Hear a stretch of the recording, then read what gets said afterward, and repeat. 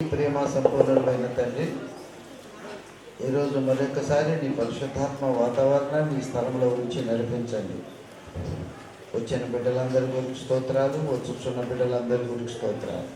మీ పరిశుద్ధాత్మ యొక్క శక్తి, ప్రభావం, ఆశీర్వాదం, దీవెన ఈ స్థలంలో ఉంచి నడిపించమని యేసయ్య నామములో స్తుతి చెల్లించి వేడుకొంచున్నాం తండ్రి. కూర్చుందాం. కొంచెం దూరంగా కూర్చున్నాం. పూలంత ఖాళీ ఉంది, విషయానికి కూర్చోండి. మరి గుళ్ళు కూర్చున్నట్టు కూర్చోవద్దు, విషయానికి కూర్చోండి, మంచిది. మన మధ్యలో ఉన్న సాల్మన్ రాజ్ అన్న మనందరికీ దేవుని వాక్యాన్ని అందిస్తారు. శ్రద్ధగా ఆలోచిస్తారు.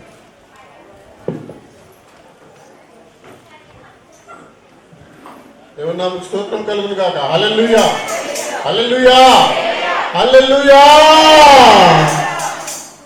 వాక్యంలోనికి వెళ్ళే ముందు, మెయిన్ వాక్యంలోనికి, ముఖ్య సందేశంలోనికి వెళ్ళే ముందు కొద్ది నిమిషాలు మనందరం కలిసి దేవుణ్ణి స్తుతిద్దాం, ఆయన ఆరాధిద్దాం, ఆయన నామాన్ని గణపరుద్దాం, ఆయనకే కృతజ్ఞతాస్తుతులు చెల్లిద్దాం. ఆయన చేసినటువంటి మేలులకు ఏ రకంగానూ మనము కృతజ్ఞతాస్తుతులు చెల్లించలేం.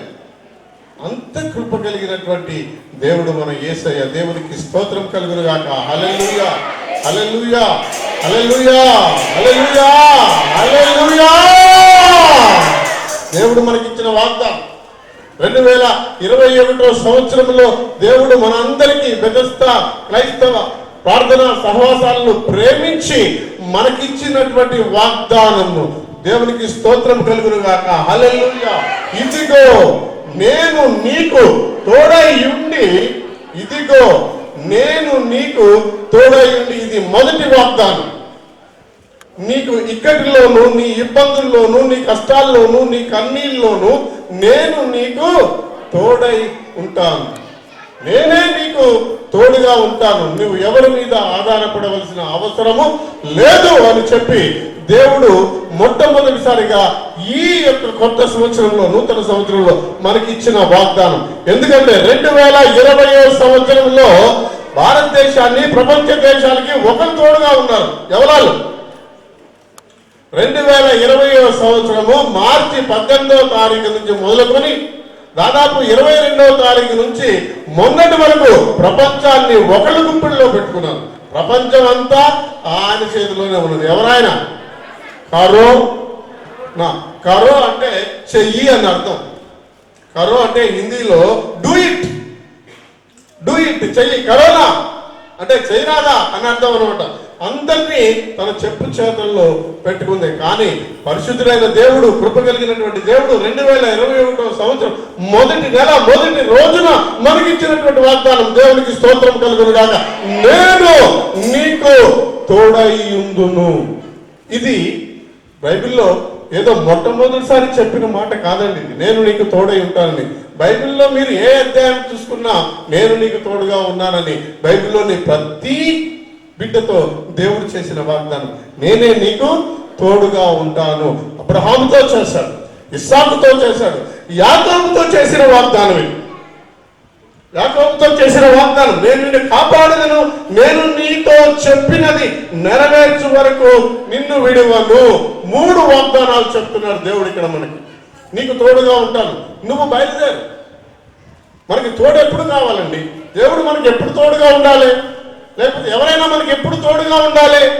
మనం ఎప్పుడు ఎవరి తోడును కోరుకుంటాము అంటే మనకి ఏదైనా అవసరం వచ్చినప్పుడు, మనం ఏదైనా కష్టాల్లో ఉన్నప్పుడు, మనకి ఏదైనా కావలసి వచ్చినప్పుడు నాకు ఎవరైనా తోడుగా ఉంటే బాగుండు, నాతో ఎవరైనా వస్తే బాగుండు, నాతో పాటు ఎవరైనా నడిస్తే బాగుండు అని అనుకునే సమయంలో నీకు నేనున్నాను, నీ కోసము నేను ఉన్నాను, నీ తోడుగా నేను వస్తాను అని చెప్పి దేవుడిచ్చినటువంటి వాగ్దానం. మనుషులు అనేక మంది మనకు వాగ్దానాలు ఇస్తూ ఉంటారు. మనతో పాటు తింటా ఉంటారు, కూర్చుంటా ఉంటారు. నీకెందుకు భయ్యా, నీకెందుకు వదినా, నీకెందుకు అక్క, నీకు నేనున్నా కదా. నీకు ఏ అవసరం వచ్చినా ఒక్క ఏమి ఇవ్వాలి? ఫోన్ చేయమనరు, ఒక్క మిస్డ్ కాల్ ఇయ్యి చాలు, లేదా ఒక్క రింగి నీకెందుకు, నీకు నేను ఉన్నాను అని చెప్పి మనల్ని మభ్యపెడుతూ ఉంటారు. ఇక మనం చేస్తా ఉంటాం, అక్క నాకు చెప్పింది, అన్న నాకు చెప్పాడు, బావ నాకు తోడుగా ఉన్నాడు, మా మామగారు నాకు సహాయం చేస్తా ఉన్నాడు, నా ఫ్రెండ్ నాకు ఉన్నాడు అని చెప్పి ఒకటే కొడతా ఉంటాం. ఏముంటది? మీరు డయల్ చేస్తున్న వ్యక్తి మీకు సమాధానం ఇవ్వటం లేదు. ఆయన మీ కాల్ తీసుకోవడానికి ఇష్టపడటం లేదు. ఆయనకి మీ కాలు తీసుకునే అవకాశము లేదు. లేదా మీరు డైల్ చేస్తున్న వ్యక్తి తన ఫోన్ని స్విచ్ ఆఫ్ చేస్తున్నారు. ఇది అండి మనము నమ్ముకున్న వ్యక్తులు, మనకు వాగ్దానం చేసినటువంటి వ్యక్తులు, మనము ఎవరినైతే కావాలని అనుకుంటున్నామో, ఎవరి యొక్క సహాయాన్ని కోరుతున్నామో వారి నుంచి వచ్చేటటువంటి సమాధానం అది. కానీ నా దేవుడు మాత్రం, నేను నమ్మిన నా దేవుడు మాత్రం, ఇదిగో నేను నీకు తోడయ్యుండి నిన్ను నడిపిస్తాను, నువ్వెక్కడికి వెళ్తే నేను అక్కడ నీతో తోడుగా ఉంటాను. నువ్వు తల్లిదండ్రుల నుంచి పారిపోయి వస్తున్నావు, నీ అన్నను ద్రోహం చేసి వస్తున్నావు, నీ అన్నను నీవు మోసం చేశావు, ఇప్పుడు ఎక్కడికో పారిపోతావు. ఆయనను భయపడకు, don't fear, I'm with you always, నేను మీతో కూడా ఉన్నాను. యేసు ప్రభు కూడా తన శిష్యులతో మత్తయి 28:20 చెప్తాడు, ఇదిగో భూదిగంతముల వరకు నేను మీకు తోడై ఉంటాను అని చెప్పగలిగినటువంటి వాడు, చెప్పి దాన్ని నెరవేర్చేటటువంటి వాడు మన దేవుడికి స్తోత్రం కలుగును గాక. హల్లెలూయా, హల్లెలూయా, హల్లెలూయా, దేవునికి స్తోత్రం.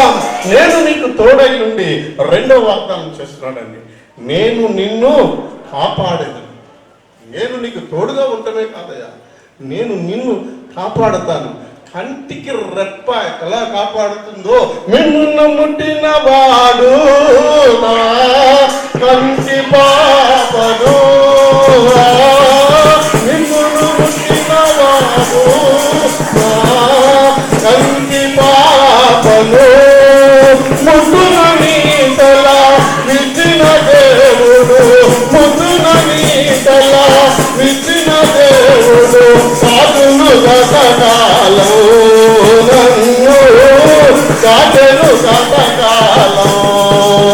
మిమ్మల్ని ముట్టినవాడు, మీకు ఏదైనా హాని చేయటానికి తలంచినవాడు, కేవలం వాడి తలంపుల్లో మీకు హాని చేయాలనే ఆలోచన వాడి బుర్రలో పుట్టిన మనుషులు, వాడు ఎవరిని ముట్టుకుంటున్నాడండి?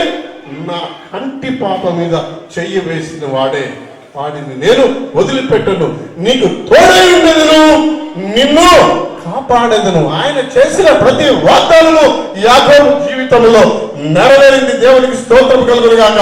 యాకోబుకు చేసిన వాగ్దానం నెరవేర్చినటువంటి దేవుడు ఈ రోజు నీ జీవితంలో, నా జీవితంలో చేసిన వాగ్దానాన్ని నెరవేర్చడానికి ఆయన సిద్ధంగా ఉన్నాడు. దేవునికి స్తోత్రం కలుగును గాక. హల్లెలూయా, హల్లెలూయా, హల్లెలూయా. కేవలం నువ్వు పిలవాలంటే, కేవలం నువ్వు పిలవాలి.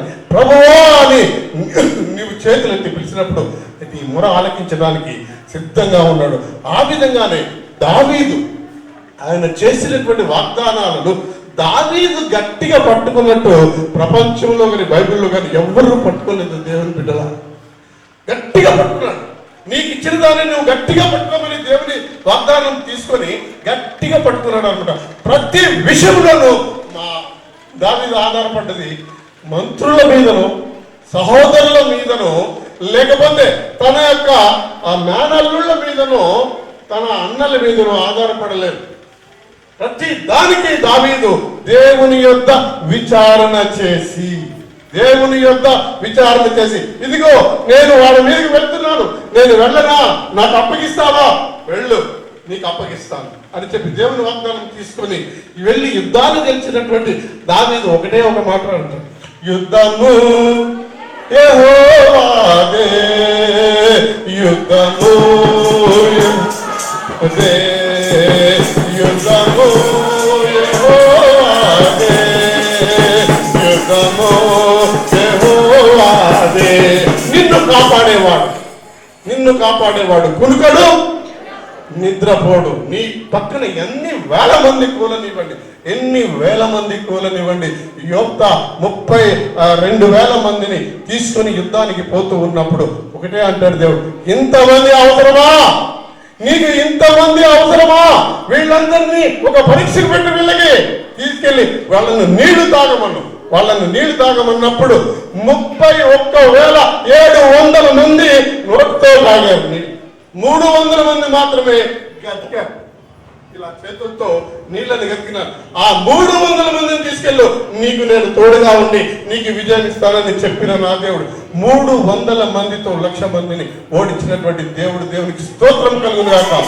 ఆనాడు వాళ్ళకు తోడుగా ఉండిన దేవుడు ఈనాడు నీకు నాకు మనందరికీ కూడా తోడుగా ఉండి నిన్ను కాపాడుతానని ఆయన పదే వాగ్దానం చేస్తున్నాడు. దేవునికి స్తోత్రం కలుగును గాక.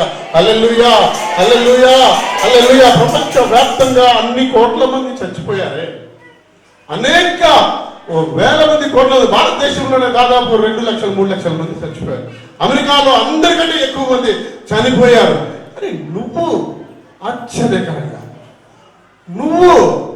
ప్రతి ఒక్కరు, నేను మీ అందరి గురించి చెప్తా, నీకు నువ్వే అనుకోండి, నేను ఇక్కడ కూర్చున్నాను 2021 ఫిబ్రవరి 8వ తారీఖు, దాదాపుగా 1 నెల 7 రోజులు గడిచిపోయింది నూతన సంవత్సరంలో. ఇక్కడ సజీవులుగా కూర్చున్నారే, మీరు అందరికంటే ధనవంతులా? అందరికంటే మీకు ఇమ్యూనిటీ ఎక్కువగా ఉందా? కరోనా వైరస్ కు మీ యొక్క శరీరంలో వ్యాక్సిన్ ఉందా? మీకే వ్యాక్సిన్ ఉత్పత్తి అవుతుందా? అది కేవలము నా దేవుడు, నీ దేవుడు నీకు ఇచ్చినటువంటి కృప. మీ ఇంటి పక్కన చచ్చిపోయాడు, మీకు తెలిసిన అనేక మంది గొప్పలు చచ్చిపోయారు, మీరు అనేక వేల మంది పాటలు వినుంటారు, సినిమాల్లోనూ క్రైస్తవ పాటలు కూడా వినుంటారు. ఆ పాటలు పాడినటువంటి ఎస్పి బాలసుబ్రహ్మణ్యానికి ఎక్మో అనేటటువంటి నూతన విధానంలో చికిత్స చేశారు. ఎక్మో అనేటటువంటి నూతన విధానం, పొద్దాగా శరీరంలోంచి రక్తం బయటకు వస్తూ ఉంటుంది, శుద్ధి అవుతూ ఉంటుంది, లోపలికి వెళ్తూ ఉంటుంది. ఆ విధానం ద్వారా చికిత్స చేసినప్పటికీ ఆయన డాక్టర్లు కాపాడలేకపోయారు. ఎన్నో వేల రూపాయలు, కోట్ల రూపాయలు ఖర్చు పెట్టారు, కాపాడారు. కానీ నన్ను దేవుడు కరుణించి కాపాడి నీకు తోడై ఉండేదను, నన్ను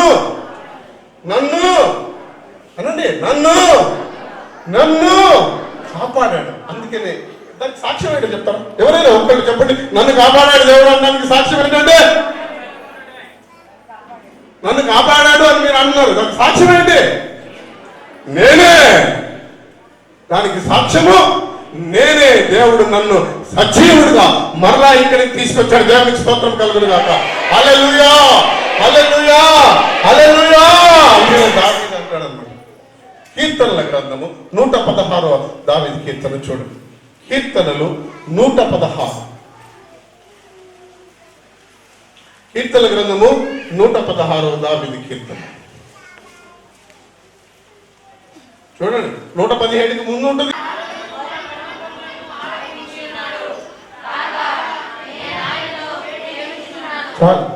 యెహోవా నా మొరను, నా విన్నపములను ఏం చేశాడు? ఏం ఆలకించాడు? నా మొర పెట్టడం అంటే ఏంటో తెలుసా అండి? మీరు ఎప్పుడన్నా మొర పెట్టారా?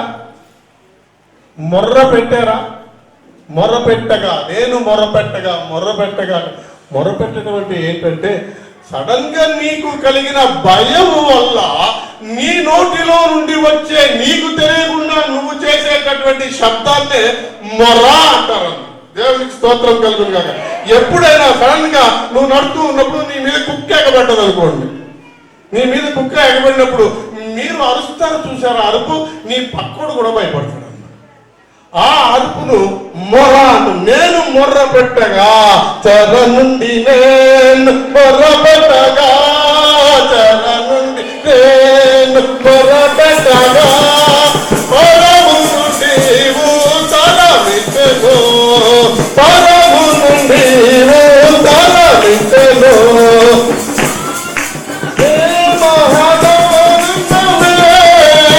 ఆనంద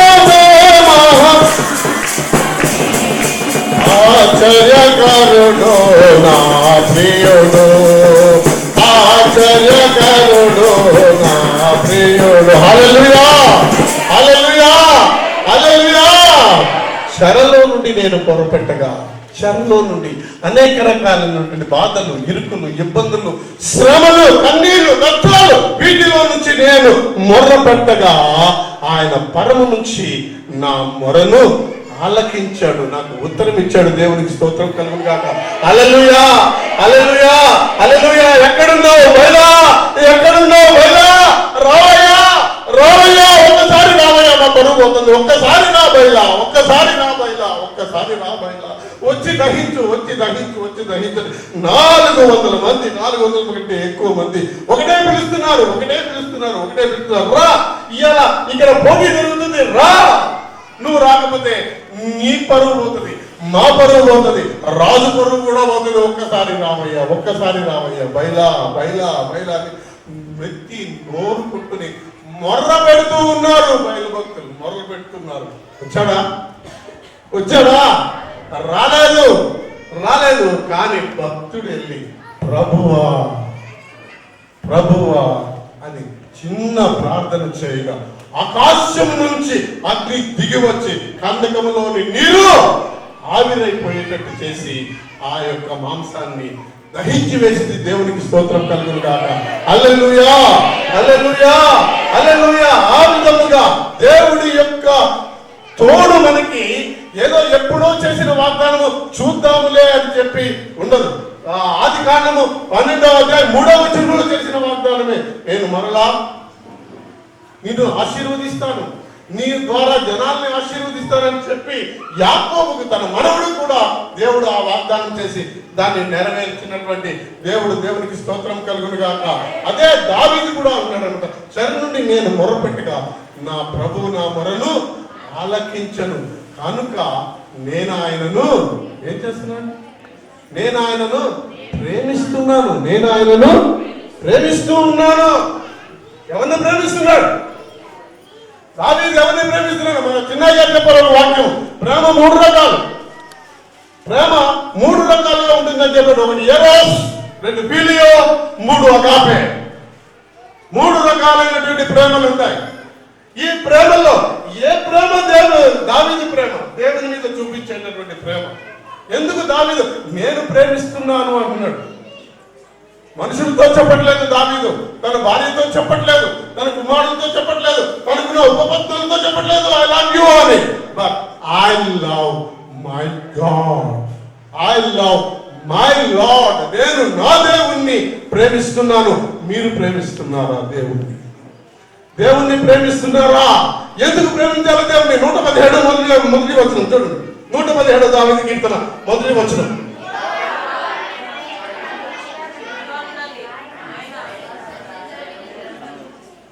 అందరూ ఏమో చదివారు, నాకేమో అంటారు. యెహోవా కృప, యెహోవా కృప మన ఎడల హెచ్చుగా ఉన్నందుకు మనల్ని కాపాడాలి. మూడవదిగా నిన్ను విడువను అని మనకు ఎందుకు చెప్తున్నానంటే ఆయన కృప మన ఎడల హెచ్చుగా ఉంది. హెచ్చుగా అంటే వాట్ ఈజ్ హెచ్చు? హెచ్చుగా ఉంది. Can you measure it? దాన్ని కొలవగలవా? ఎంత ఎత్తుగా ఉన్నదో, ఎంత ఎత్తుగా ఉన్నదో కొలవగలవా? ఆయన నీ మీద ఉన్న కృప మీకు తెలుసో తెలియదు.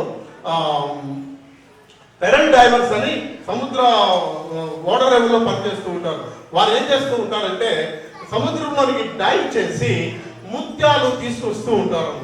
ముత్యాలు సముద్రంలోని ఆల్చిప్పల్లో ముత్యాలు ఉంటాయి కదా. ఆ పెరల్ డ్రైవర్స్ ఆ సముద్రంలోకి దూకినప్పుడు వారు ఎంత లోతుకు వెళ్తారో వారి మీద ఏముంటుందో తెలుసా మీకు? నీటి ఒత్తిడి, నీటి పీడనము.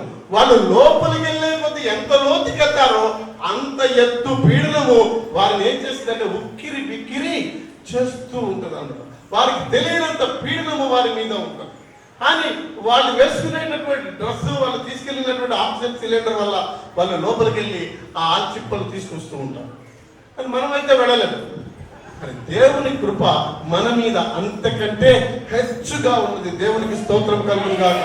హల్లెలూయా, హల్లెలూయా. హల్లెలూయా. ఆయన కృప మన ఎడల హెచ్చుగా ఉండటం చేత మనం ఆయన్ని ప్రేమించ బద్ధులమై ఉన్నామండి. ఈ కీర్తన దావీదు తన చివరి కాలంలో వృద్ధాప్యమందు రాసినటువంటి కీర్తన అనమాట. తన జీవితంలో దాదాపు 80 సంవత్సరాల పాటు ఆయన అనేక కష్టాలు, నష్టాలు, నిష్ఠూరాలు భరించి, అవమానాలు సహించి ఆ స్థితిలో ఉన్నప్పుడు కూడా ఆయన ఒకరిని మాత్రం వదిలిపెట్టలేదండి. అదే ప్రభు అయిన యేసయ్య. ఆయన యేసయ్య పాదాలను వదిలిపెట్టలేదు కనుక ఆయన చేసిన ప్రతి మొరను దేవుడు ఆలకించడం వల్ల నేను ఆయనను ప్రేమిస్తున్నాను అంటున్నాడు. మనము ప్రేమించగలమా దేవుని ఆ విధంగా మనం దేవుణ్ణి ఆరాధించగలమా? దావీదును ఆరాధించినట్లు ఆరాధించగలమా? దావీదు చెప్తున్నాడు అందులో 16వ వచనంలో అనుకుంటా, నీ సేవకుడు నీ సేవకురాలి కుమారుని అంటాడు. నీ సేవకురాలి కుమారుని, అక్కడ తన తల్లిని జ్ఞాపకం చేసుకుంటూ ఉంటాడు. నా తల్లి నా చిన్నప్పటి నుండే నాకు నీ ఎడల ఉండేటటువంటి భయభక్తులు నేర్పిందయ్యా. నా తల్లి నేర్పిన ఆ భయభక్తులు నేను చిన్నప్పటి నుంచి మర్చిపోలేదయ్యా. అందుకనే నేను నిన్ను ప్రేమించడం అలవాటు చేసుకున్నాను. మీరు దేవుని ప్రేమించడం అలవాటు చేసుకున్నాను. దేవుని పూజించడం, ఆరాధించడం పక్కన పెట్టారు. దేవుని ప్రేమించినట్లయితే మీరు దేవునికి వ్యతిరేకంగా ఏ విధమైన ఆలోచన చేయరు. దేవునికి స్తోత్రం కలుగుగాక. హల్లెలూయా, హల్లెలూయా. ఈ దినమున ఇక్కడ చేరుకున్న మన అందరము కూడా ఆయనను ప్రేమించబద్ధులమై ఉన్నాము. ఎందుకంటే ఆయనే మనలను ముందుగా ప్రేమించాడు. నువ్వు అడగక ముందే ఆయన నిన్ను ప్రేమించాడు. మనందరికీ ఏది రాకపోయినా ఒక వచనము నోటికి వస్తూ ఉంటుంది. యోహాను 3 వెంటనే చెప్పాలండి. యోహాను 3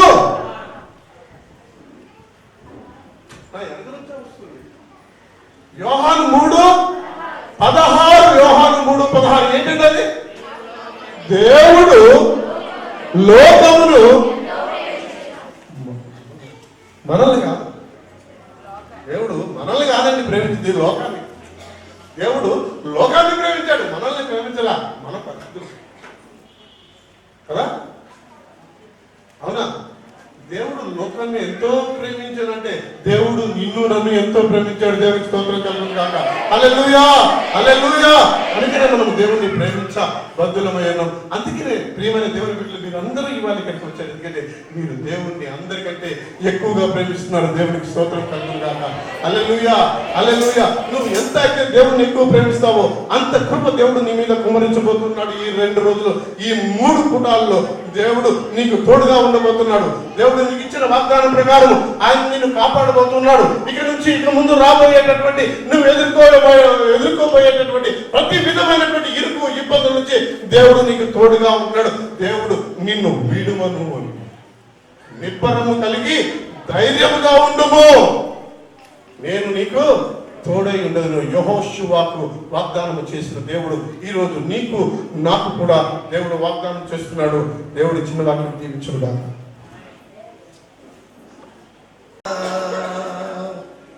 మరి ప్రార్థన చేయ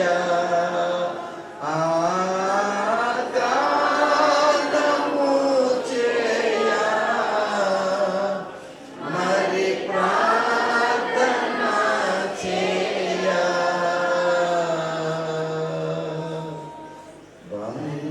బంధకములు వినయపుడు నా మట్టుకైతే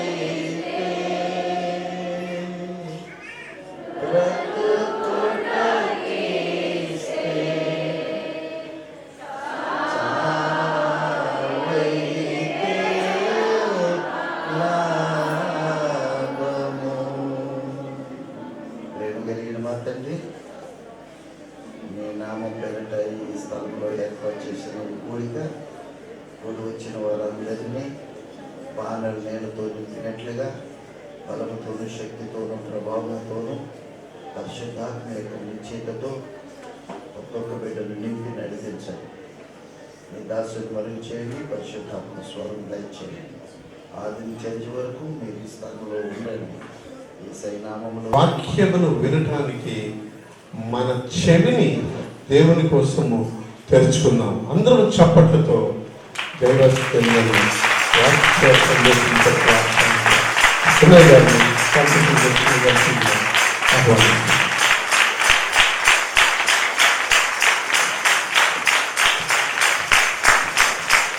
మహిమ కలుగును గాక. హల్లెలూయా.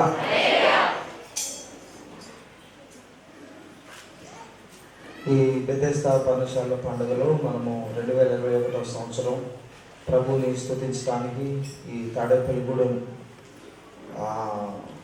పర్ణశాల పండుగలో దేవుడు మనల్ని నడిపించినందుకు దేవునికి స్తోత్రం చెల్లిద్దాం. హల్లెలూయా. ఇంతవరకు మనం ప్రభువుని స్తుతించాం, దేవుని వాక్యాన్ని విన్నాం. మరలా కొద్దిసేపు ప్రభువుని మనము స్తుతించి ఆయన నామాన్ని కనపరచబోతున్నాం. ఆ తర్వాత వాక్య పరిచయం తర్వాత వెంటనే బాప్టిస్ట్ కార్యక్రమాలు ఉంటాయి. కొంతమంది లంచ్కి వెళ్ళినా కూడా కొంతమంది నాతో కలిసి బాప్టిజానికి వస్తే ఆ బాప్టిజ కార్యక్రమాలు అయిన తర్వాత మిగతా వారు కూడా లంచ్లో పాల్గొవచ్చు. మంచిది. మనము దేవుని వాక్యంలోనికి వెళదాం. దేవుని గ్రంథము తెరిచి 2 దినవృత్తాంతాల గ్రంథం 16వ అధ్యాయము 9వ వచనాన్ని మనందరం కలిసి చదువుకుందాం. దినవృత్తాంతములు 2వ గ్రంథం 2 దినవృత్తాంతాల గ్రంథం 16వ అధ్యాయము 9వ వచనాన్ని మనందరం కలిసి చదువుకుందాం.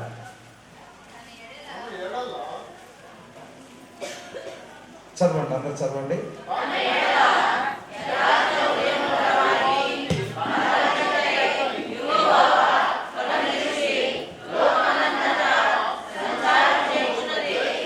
చాలు, మరొకసారి చదవండి అదే మాట.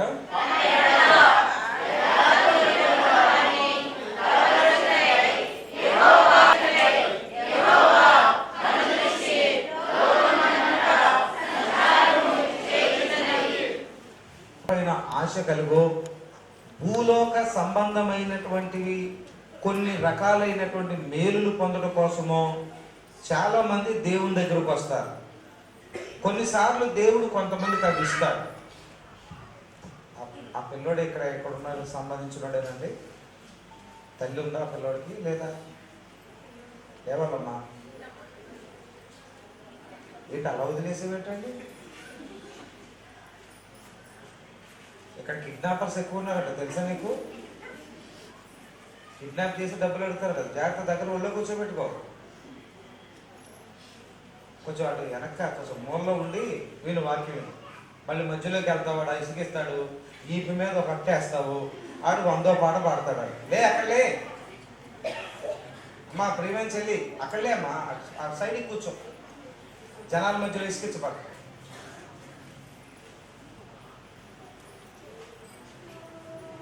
నువ్వు చెప్తే నేను వింటాను అన్నట్టు కూర్చో.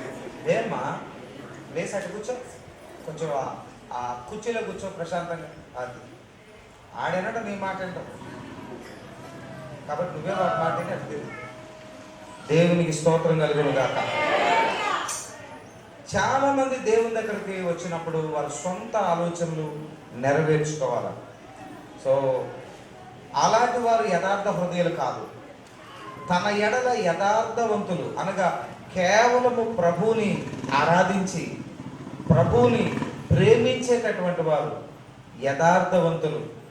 వారిని బలపరచుటకు దేవుని కన్నులు ఈ భూలోకమంతా సంచరిస్తూ ఉన్నాయి. ఈ ఉదయకాలము ఈ స్థలములోకి వచ్చిన అనేక స్థలాల నుండి వచ్చిన దేవుని బిడ్డలను చూస్తూ నా దేవుని కన్నులు ఆయనను ప్రేమించి, ఈరోజు పనులు ఉన్నాయి, ఉద్యోగం ఉంది, వ్యాపారం ఉంది, ఈరోజు చదువు ఉంది, కాలేజీలు ఉన్నాయి, చాలా ముఖ్యమైన పనులు ఉన్నాయి. కానీ వాటిని మానుకొని వాటికి సెలవు పెట్టి దైవజనులు చెప్పారు మనం ప్రార్థనా కూటంకి వెళ్ళాలి అని పనులను వదులుకొని నష్టపోయి యేసుని వెదకటానికి వచ్చారు ఇక్కడ ఉన్నటువంటి మీరు. అది యథార్థమైన మనస్సు. దేవునికి స్తోత్రం.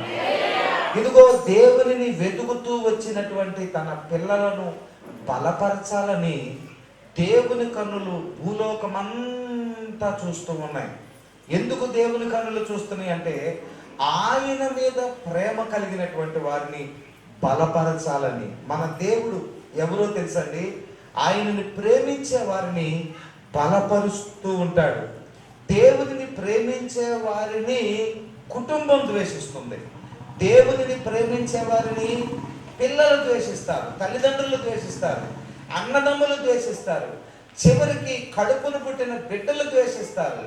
దేవునిని ఎవరు ప్రేమిస్తున్నారో వారిని ఈ లోకమంతా ద్వేషిస్తుంది. అయితే దేవుడు వారిని బలపరుస్తాడు. హల్లెలూయా. పురుషోత్తమ చౌదరి అని ఒక ఆయన ఉండేవాడు. చౌదరి అంటే ఆయన చౌదరి అని కాదు, కానీ వెస్ట్ బెంగాల్లో వాళ్ళు ఒక బ్రాహ్మణ కులానికి చెందినటువంటి వారు. ఆయన కుటుంబంలో ఉన్నటువంటి కొన్ని ఆర్థికమైన ఇబ్బందుల వలన ఆయన వెస్ట్ బెంగాల్ నుండి ఒరిస్సా ప్రాంతానికి ఆయన వచ్చేశాడు.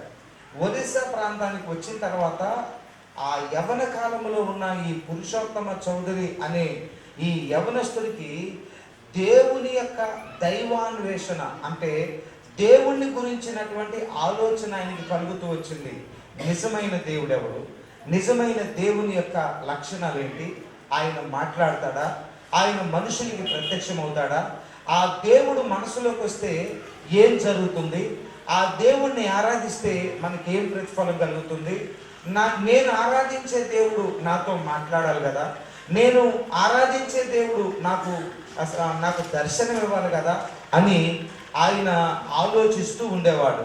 అయితే ఆ దైవాన్వేషణ అనేది ఆయనలో చాలా చాలా పెరిగిపోయి ఇక తన ఇంట్లో తాను ఉండలేక దేశాలు వెంబడి గుడులు, గోపురాలు, పుణ్యక్షేత్రాలు, అనేక స్థలాలకు వెళ్ళి ఎక్కడ ఏ మతమైనా, ఏ కులస్తులైనా, ఏ దేవుడైనా, ఏ ఆరాధనైనా వారితో కలిసి చప్పట్లు కొట్టేవాడు, వారితో కలిసి పూజలు చేసేవాడు, వారితో కలిసి ఆ దేవుణ్ణి వెతికేవాడు. కానీ ఏ స్థలంకి వెళ్ళినా, ఎక్కడికి వెళ్ళినా, ఎన్ని గుడులు తిరిగినా, ఎన్ని గోపురాలకు వెళ్ళినా, ఎక్కడికి వెళ్ళినా ఆయన మనసులో శాంతి కలగట్లేదు.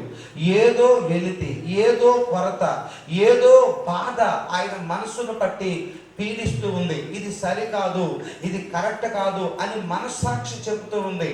అలా ఆయన వెతుక్కుంటూ విశాఖపట్నం వచ్చాడు. ఒక రోజు విశాఖపట్నంలో ఆయన ఆ సముద్ర తీరం వెంబడి ఆ సాయంత్రం పూట నడుస్తూ వెళుతూ ఉన్నప్పుడు కొంతమంది యేసుక్రీస్తుని నమ్మినటువంటి విశ్వాసులు కరపత్రికలు పంచుకుంటూ వెళుతున్నారు. చాలా సంవత్సరాల క్రితం యేసు ఎవరు అని ఉంది దాని మీద పేరు. యేసు ఎవరు, ఎవరైనా యేసు అంటే ఎవరు అని ఆ పత్రిక తీసుకొని చదవడం మొదలు పెట్టాడు. సృష్టికర్త అయిన దేవుడే యేసు క్రీస్తుగా ఈ భూలోకంలోనికి రక్షకుడు అనే పేరు మీద వచ్చాడు. ఆ రక్షకుడు హృదయములోనికి వచ్చినప్పుడు సంతోషం కలుగుతుంది, వారి జీవితంలో సమాధానం కలుగుతుంది, నిత్య జీవాన్ని పొందుకుంటావు, పరలోకము అనే నిత్యమైన స్థలములోకి నువ్వు వెళ్తావు అని ఆ మాటలు చదువుతున్నప్పుడు దప్పికతో ఉన్నటువంటి వ్యక్తి నీరు తాగినప్పుడు ఎలాగూ సంతోషంగా తృప్తి చెందుతాడో అలా ఆ మాటలు ఆయనను తృప్తిపరిచాయి. ఇంకా చదువుతూ ఉన్నాడు. యేసు ప్రభు ఎంత ప్రేమ కలిగిన వాడో, ఆయన పాపిని ఎలా ప్రేమిస్తాడో, తప్పిపోయిన కుమారుణ్ణి ఎలా రక్షించాడో తెలుసుకొని యేసు ప్రభుని నమ్ముకొని సంతోషముతో, ఆత్మీయమైన ఆనందముతో తన ఇంటికి తిరిగి వెళ్ళాడు. తన ఇంటికి వెళ్ళిన తర్వాత తాను రక్షణ పొందాడు, మారు మనసు పొందాడు, బాప్తిసం పొందాడు, యేసుని తన హృదయంలోనికి చేర్చుకున్నాడు. ఆయన జీవితం మారిపోయింది, ఆయన విధానం మారిపోయింది, ఆయన వేషం మారిపోయింది. చేతిలో కొత్త నిబంధన పట్టుకొని ఇంటిలోనికి వెళ్ళి నేను యేసుని కనుగొన్నాను, నేను యేసుని ఆరాధిస్తున్నాను, యేసే నిజమైన దేవుడని ఆయన ఇంటి వారికి సాక్ష్యం ఇస్తూ ఉన్నాడు. దేవునికి స్తోత్రం. అయితే వాళ్ళు నమ్మలేదు, వాళ్ళు ఏమాత్రం ఈయనను అంగీకరించలేదు, ఈయనని ఎంత మాత్రం ఒప్పుకోలేదు. నువ్వు యేసు ప్రభువుని అంగీకరించినట్లయితే నువ్వు మా ఇంట్లో ఉండటానికి లేదు, నువ్వు ఇంట్లో నుండి బయటికి వెళ్ళిపోమని చెప్పారు. తల్లిదండ్రులు, అన్న, వదినలు, తన భార్య సైతము ఆయన యేసు ప్రభువుని నమ్ముకోవడం ఇష్టపడలేదు. ఆయన గుమ్మం బయటకు వచ్చేశాడు. నువ్వు ప్రభువుని విడిచిపెడితే లోపలికి రా, ప్రభువుని యేసుని నువ్వు కలిగి ఉంటే నీకు మాకు సంబంధం లేదు, ఇంట్లో నుండి వెళ్ళిపోమన్నారు. ఉదయం నుండి మధ్యాహ్నం వరకు పాటలు పాడుతూ దేవుణ్ణి స్తుతిస్తూ వాక్యాలు చెబుతూ ఆ బయటే నిలబడున్నాడు. చాలా ఆకలిగా ఉంది, చాలా దప్పికగా ఉంది, చాలా నీరసంగా ఉంది. తన భార్యను లోపల నుండి పిలిచాడు. ఇదిగో అమ్మాయి, నేను చాలా ఆకలితో ఉన్నాను. సరే, నేను లోపలికి రావడమా వెళ్ళడం అనేది తర్వాత, నాకు చాలా ఆకలిగా ఉంది, నాకు కొంచెం ఆహారం తీసుకొచ్చి పెట్టు అని చెప్పి అడిగాడు. ఆయన భార్య కాసేపటికి లోపల నుండి ఆమె ఒక విస్తరాకులో ఆహారాన్ని తీసుకొని వచ్చింది. ఆ విస్తరాకులో తీసుకొచ్చిన ఆహారం ఆయన చేతికి అందించకుండా ఆ ఆహారాన్ని నేరుగా తీసుకెళ్ళి పశువుల పట్టణంలో, అప్పుడే పశువు పేడ వేస్తే ఆ పేడ మీద ఆ ఆహారాన్ని దిమ్మరించి, ఆ ఇస్తరాకు కూడా అట్లా పెట్టలేదు, ఆ ఇస్తరాకులో ఆహారాన్ని ఆ పేడ మీద వేసి, నువ్వు యేసు ప్రభువుని నమ్ముకున్నావు గనక ఈ పెంట వలె నీవు హీనముగా మారిపోయావు కాబట్టి నీకు ఎలాంటి ఆహారమే కరెక్ట్, సరైంది, నీవు ఈ ఆహారాన్ని తినమని భార్య చెప్పింది. ఆ చుట్టూ ఉన్నటువంటి అనేక మంది ప్రజలు అదంతా కన్నులారా చూస్తూ ఉన్నారు. వాళ్ళందరూ చూస్తూ ఉన్నారు, ఏం చేస్తాడు అని చూస్తూ ఉన్నారు. అయితే ఈ పురుషోత్తమ చౌదరి అని అనబడిన ఈ వ్యక్తి యేసు ప్రభువుని అంగీకరించి ఆ రక్షణ పొంది ఆ ఇంటికి వచ్చాడు. అందరూ చూస్తూ ఉన్నారు. లోపల నుండి తల్లి, తండ్రి, అన్న, వదిన, తన భార్య ఆయన వైపు చూస్తూ ఉన్నారు. ఏం చేస్తాడో, అవమానించాం కాబట్టి వెళ్ళిపోతాడు అని చూస్తూ ఉన్నారు. కానీ ఆయన ఆ పెంట కుప్ప దగ్గర, పేడ దగ్గర కూర్చొని దేవునికి కృతజ్ఞతాస్తుతులు చెల్లించి ఆ పేడ మీద వేయబడిన అన్నాన్ని ఆయన తింటూ ప్రభువుని స్తుతిస్తూ ఒక పాట పాడాడు. యెహోవా మా తండ్రి కాడా యేసుండు మాయన్న కాడా, యెహోవా నా తండ్రి కాడా యేసుడు నా అన్న కాడా. నా తండ్రి నన్ను ద్వేషించిన, నా అన్న నన్ను ద్వేషించిన, యెహోవా నా తండ్రి, యేసు నా అన్న అని పాడుతూ ఉన్నాడు. యెహోవా నా తండ్రి కాడా యేసుడు నా అన్న కాడా, మోక్ష నగరి నా పుట్టిల్లు, ముఖ్య దూతల్ నా స్నేహితులు, మోక్ష నగరి నా పుట్టిల్లు, ముఖ్య దూతల్ నా స్నేహితులు, సాక్షాత్కార్యమయ్యున్నప్పుడు లక్ష్య పెట్ట నిహబాదలను, సాక్షాత్కార్యమయ్యున్నప్పుడు లక్ష్య పెట్ట ఇహబాదలను. మోక్ష నగరము నా పుట్టిల్లు, పరలోకములో ఉన్న దూతలే నా స్నేహితులు. నా చుట్టూ పరలోకము నాకు కనబడుతూ ఉండగా ఈ లోకములో ఉన్న నిందను, బాధలను నేను లక్ష్య పెట్టను అని ఆ పెంట మీద ఉన్న ఆహారాన్ని తిని ఆయన లేచి వెళ్ళిపోయాడండి. ఆయన ఒరిస్సా నుండి చిత్తూరు వరకు కాలినడకన నడుచుకుంటూ, ఒరిస్సా రాష్ట్రం నుండి ఆంధ్రప్రదేశ్ చిట్ట చివరి చిత్తూరు ఆ నగరం వరకు నడుచుకుంటూ వెళుతూ 98 మందిరాలను దేవుని కొరకు కట్టాడు. హల్లెలూయా, హల్లెలూయా. 42,000 మందికి ఆయన బాప్తిసం ఇచ్చాడు. దేవునికి స్తోత్రం, హల్లెలూయా. తన ఎడల యథార్థ హృదయం కలిగిన వారిని దేవుడు బలపరుస్తాడు. తన ఎడల యథార్థమైన మనస్సు కలిగిన వారు ఎవరున్నారో వారిని దేవుడు బలపరుస్తాడు. భూమి మీద నిన్ను ఎవరు బలపరచకపోయినా, భూమి మీద నిన్ను ఎవరు సపోర్ట్ చేయకపోయినా, నిన్ను ప్రేమిస్తున్న దేవుడు ఈ ఉదయకాలం నిన్ను బలపరచాలని ఆయన కన్నులు నిన్ను చూస్తూ ఉన్న ఈ స్థలములో తన ఎడల భయభక్తులు కలిగిన వారిని, యథార్థవంతులను బలపరచాలని దేవుడు చూస్తూ ఉన్నాడు. అవును, మన దేవుడు ఎవరు అంటే తన బిడ్డలను బలపరిచే దేవుడు. అందరూ నాతో చెప్పండి, నా దేవుడు నన్ను బలపరచును. అందరూ చెప్పండి, నా దేవుడు నన్ను బలపరచును. నా దేవుడు నన్ను బలపరచును. నీ చుట్టూ నీ స్నేహితులందరూ ఉన్నప్పుడు దేవుడు నిన్ను బలపరచడు. నీ బంధువులందరూ నిన్ను చూసి ఆహావో అంటున్నప్పుడు నిన్ను బలపరచడు. నీ చుట్టూ ఉన్నటువంటి కొంతమంది వ్యక్తులు నిన్ను ఇష్టపడే వాళ్ళందరూ నీ చుట్టూ ఉన్నప్పుడు నిన్ను దేవుడు బలపరచడు. నిన్ను ఇష్టపడే వాళ్ళు నిన్ను ద్వేషిస్తున్నప్పుడు, నీతో ఉండవలసిన స్నేహితులు నిన్ను విడిచిపెట్టినప్పుడు, నీ బంధువులందరూ నీకు విరోధం అయిపోయి నువ్వు ఏకాకిగా మారిన రోజు నీ దేవుడు నిన్ను బలపరుస్తాడు. నీ దేవుడు నిన్ను బలపరుస్తాడు. నీ దేవుడు నిన్ను బలపరుస్తాడు. నీ దేవుడు నిన్ను బలపరుస్తాడు. ఆయన బిడ్డలను బలపరిచే దేవుడు, బలపరిచే దేవుడు. హల్లెలూయా. సాధు సుందర్ సింగ్ ఆయన యేసు ప్రభువుని నమ్ముకొని ఆయన సువార్తను ప్రకటిస్తూ ఒక రోజున భూటాన్ అనే దేశంలో నేపాల్ దేశంలోకి వెళ్ళాడు. నేపాల్ దేశంలోనికి వెళ్ళిన తర్వాత అక్కడ అనేక మంది బౌద్ధ మతస్థులు ఉన్నారు. బుద్ధుడిని ఆరాధించే బౌద్ధ మతస్థులు వారందరూ నేపాల్ దేశంలో వారు క్రీస్తుని లేక క్రైస్తవ మతాన్ని వారు ద్వేషిస్తూ ఉన్నారు. సాధు సుందర్ సింగ్ వెళ్ళి యేసు ప్రభు రక్షకుడు, ఆయన ప్రేమ ఈ లోకంలో ఎవ్వరూ చూపించలేరు, యేసు ప్రభువే నిజమైన దేవుడని ఆ నేపాల్ దేశంలో ఆయన ఒక ప్రాంతంలో దేవుని వాక్యాన్ని బోధిస్తుంటే ఆ బౌద్ధ మత గురువులు అందరూ కలిసి ఆయన పట్టుకున్నారు, వార్నింగ్ ఇచ్చారు. నువ్వు కొత్త మనిషివి కాబట్టి ఇది చెప్పొద్దు, దగ్గర నుంచి వెళ్ళిపోమని చెప్పారు.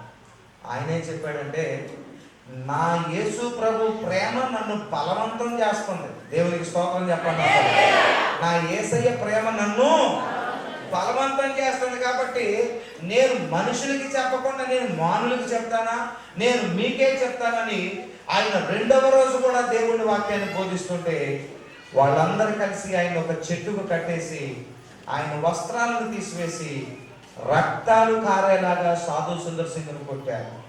శరీరం అంతా రక్తము కారుతోంది, శరీరం గాయాలైపోయి కొరడాలతో ఆయన శరీరాన్ని కొట్టినప్పుడు శరీరం బద్దలైపోయి తల మొదలుకొని ఆ అరికాలు వరకు రక్తము గాయాలతోటి శరీరం నిండిపోయి రక్తం కారుతూ ఉండేది.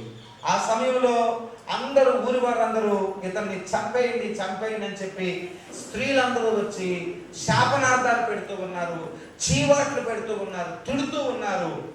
అవన్నీ భరిస్తూ వాళ్ళు తిడుతున్నారు, మగవాళ్ళందరూ కొడుతున్నారు, అందరి దెబ్బలను భరిస్తూ ఉన్నాడు. సాధు సుందర్ సింగ్ గారండి ఒక ధనవంతునికి పుట్టిన సుకుమారమైన కుమారుడు. ఆ ఇంట్లో ఆఖరి ముద్దు బిడ్డ, ధనవంతుని కుమారుడు. పాదాలు కందిపోతాయేమో అన్నట్టుగా వాళ్ళ నాన్న అరచేతుల మీద పెంచుకున్నాడు ఆ బిడ్డని. కానీ తన 14వ సంవత్సరంలోనే యేసు ప్రభు ప్రత్యక్షమై నేనే నిజమైన దేవుడినని మాట్లాడినప్పుడు యేసయ్యకి తన హృదయపు తలుపులు తెరిచాడు. హల్లెలూయా.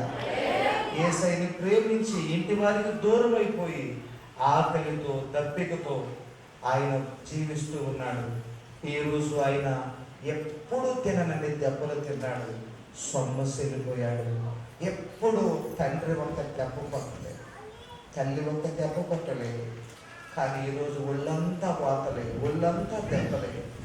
ప్రభువుని తలంచుకుంటూ, ప్రభువా ఆ రోజు నువ్వు కొరడాలతో కొట్టబడ్డావు, నేను కూడా నీ కొరకు కొరడాలతో కొట్టబడ్డాను. యేసయ్యా ఆ రోజు నువ్వు గాయాలు పొందావు, నేను కూడా ఈరోజు గాయాలు పొందాను. నీ కొరకు నేను ఇలా జీవించే వరము నాకు ఇచ్చాను నాయన అని దేవుణ్ణి స్తుతిస్తూ ఉన్నాడు. ఈ లోపల వాళ్ళు కొన్ని జలగలను తీసుకొచ్చి ఆయన శరీరం మీద వదిలిపెట్టారు. జలగల గురించి మీకు తెలుసు కదా, ఆ జలగలు ఎక్కడైతే పుండు ఉంటుందో ఆ పుండుని కరిచి రక్తాన్ని లాగేస్తూ ఉంటాయి. అలా ఒళ్ళంతా గాయాలు చేసి ఆయన శరీరం అంతా జలగలు వదిలిపెట్టారు. ఆయన శరీరం అంతా జలగలు పాకుతూ ఆయన రక్తాన్ని పీల్చేస్తూ ఉన్నాయి. ఆ రక్తాన్ని పీల్చేస్తూ ఉంటే నొప్పి భరించలేక, పుండ్లు నొప్పి భరించలేక, యేసు ప్రభువా, యేసు ప్రభువా, భరించలేకపోతున్నాను, ఈ నొప్పి భరించలేకపోతున్నాను యేసు ప్రభువా అని ఏడుస్తూ ఉన్నాడు. బాధ భరించలేక పెద్దగా ఏడుస్తూ ఉంటే చుట్టుపక్కల ఉన్న వాళ్ళందరూ పక్కపక్క నవ్వుతూ ఉన్నారు. మనసులో అనుకున్నాడు, నేను ఇంత బాధపడుతూ ఎందుకు ఏడవాలి, ఇంత బాధపడుతూ ఎందుకు నేను దుఃఖపడాలి, నేను చనిపోయే సమయం వచ్చేసింది, ఇక నేను చనిపోతాను కాబట్టి నేను చనిపోయే ఈ ఆఖరి నిమిషంలో నేను ఏడవకూడదని పెద్దగా హల్లెలూయా హల్లెలూయా హల్లెలూయా హల్లెలూయా పెద్దగా పెద్దగా హల్లెలూయా చెప్తున్నాడు, దేవుణ్ణి స్తుతిస్తున్నాడు. హల్లెలూయా హల్లెలూయా అంటూ ఉన్నాడు. ఈ జలగలు ఒళ్ళంతా ఆయన శరీరంలో రక్తాన్ని పీల్చి పీల్చి పీల్చి, శరీరంలో రక్తమే మన గుండెకి, ఊపిరితిత్తులకి, మెదడుకి, శరీర అవయవాలకి రక్తమే. ఆ రక్తము దెబ్బలు కొట్టడం ద్వారా సగం బయటికి వెళ్ళిపోయింది.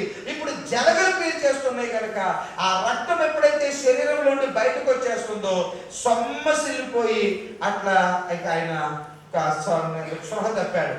అందరూ వచ్చి చూశారు, ఇక ఏమాత్రం మనిషిలో చలనం లేదు, చచ్చిపోయాడు.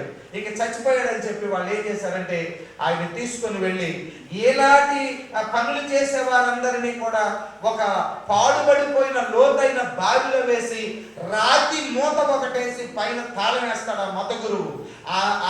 ఆ పెద్ద లోతైన బావిలోనికి తీసుకొని వెళ్ళి ఆయన అందులో పడేసి పెద్ద రాయి మూత వేసేసి తాళం వేసేసాడు. ఎటోళ్ళట్టు వెళ్ళిపోయారు. ఆ సాయంత్రం ఆయన ప్రాణం పోలేదు, ఆయన చాలా సొమ్మసిల్లిపోయినాడు. ఇంకా కాసేపటికో కూసేపటికో ఇంకా ప్రాణం పోతుంది అన్న పరిస్థితి వచ్చింది. ఏ మాత్రం కాలు కానీ చెయ్యి కానీ కలపలేకపోతున్నాడు. కానీ ఆయనకి అర్థమవుతుంది, ఇంక నేను కొద్దిసేపట్లో చనిపోతాను. అదంతా శవాలతో నిండిపోయినటువంటి లోతైనటువంటి బావి, ఎన్నో పుర్రెలు ఎముకలు అందులో ఉన్నాయి, కుళ్ళిపోయిన కంపు వస్తూ ఉంది. ఏవేవో ఆయన శరీరం మీద పాములు, తేళ్లు, జల్లులు ఆయన శరీరం మీద పాకుతూ ఉన్నాయి. అలాంటి సమయంలో ఇక చెయ్యి కాలు కూడా కదపలేని సమయంలో అంత ఎత్తు నుండి కింద పడేశారు. కాలు విరిగిందో, నడుము విరిగిందో, మెడ విరిగిందో ఏమీ అర్థం కావట్లేదు. ఆ ఎముకలలో ఎముకలాగా పడిపోయి మనసులో నుండి మూలుగుతూ ఉన్నాడు. ఈ పెదాల్లోని చిన్నగా మూలుగు వస్తా ఉంది. ఏమని అంటున్నాడో తెలుసా?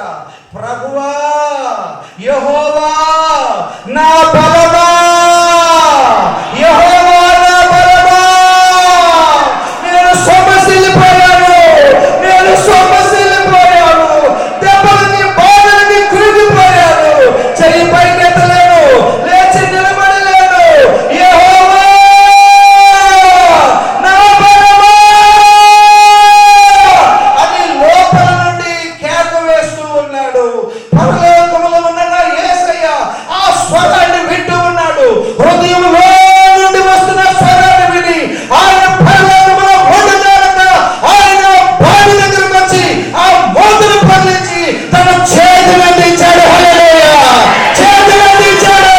సొమ్మసిల్, నా చేయి పట్టుకొని పైకి రా, నా చేయి పట్టుకొని పైకి రమ్మని సొమ్మసిల్ చేయి పట్టుకొని పైకి తీశాడు.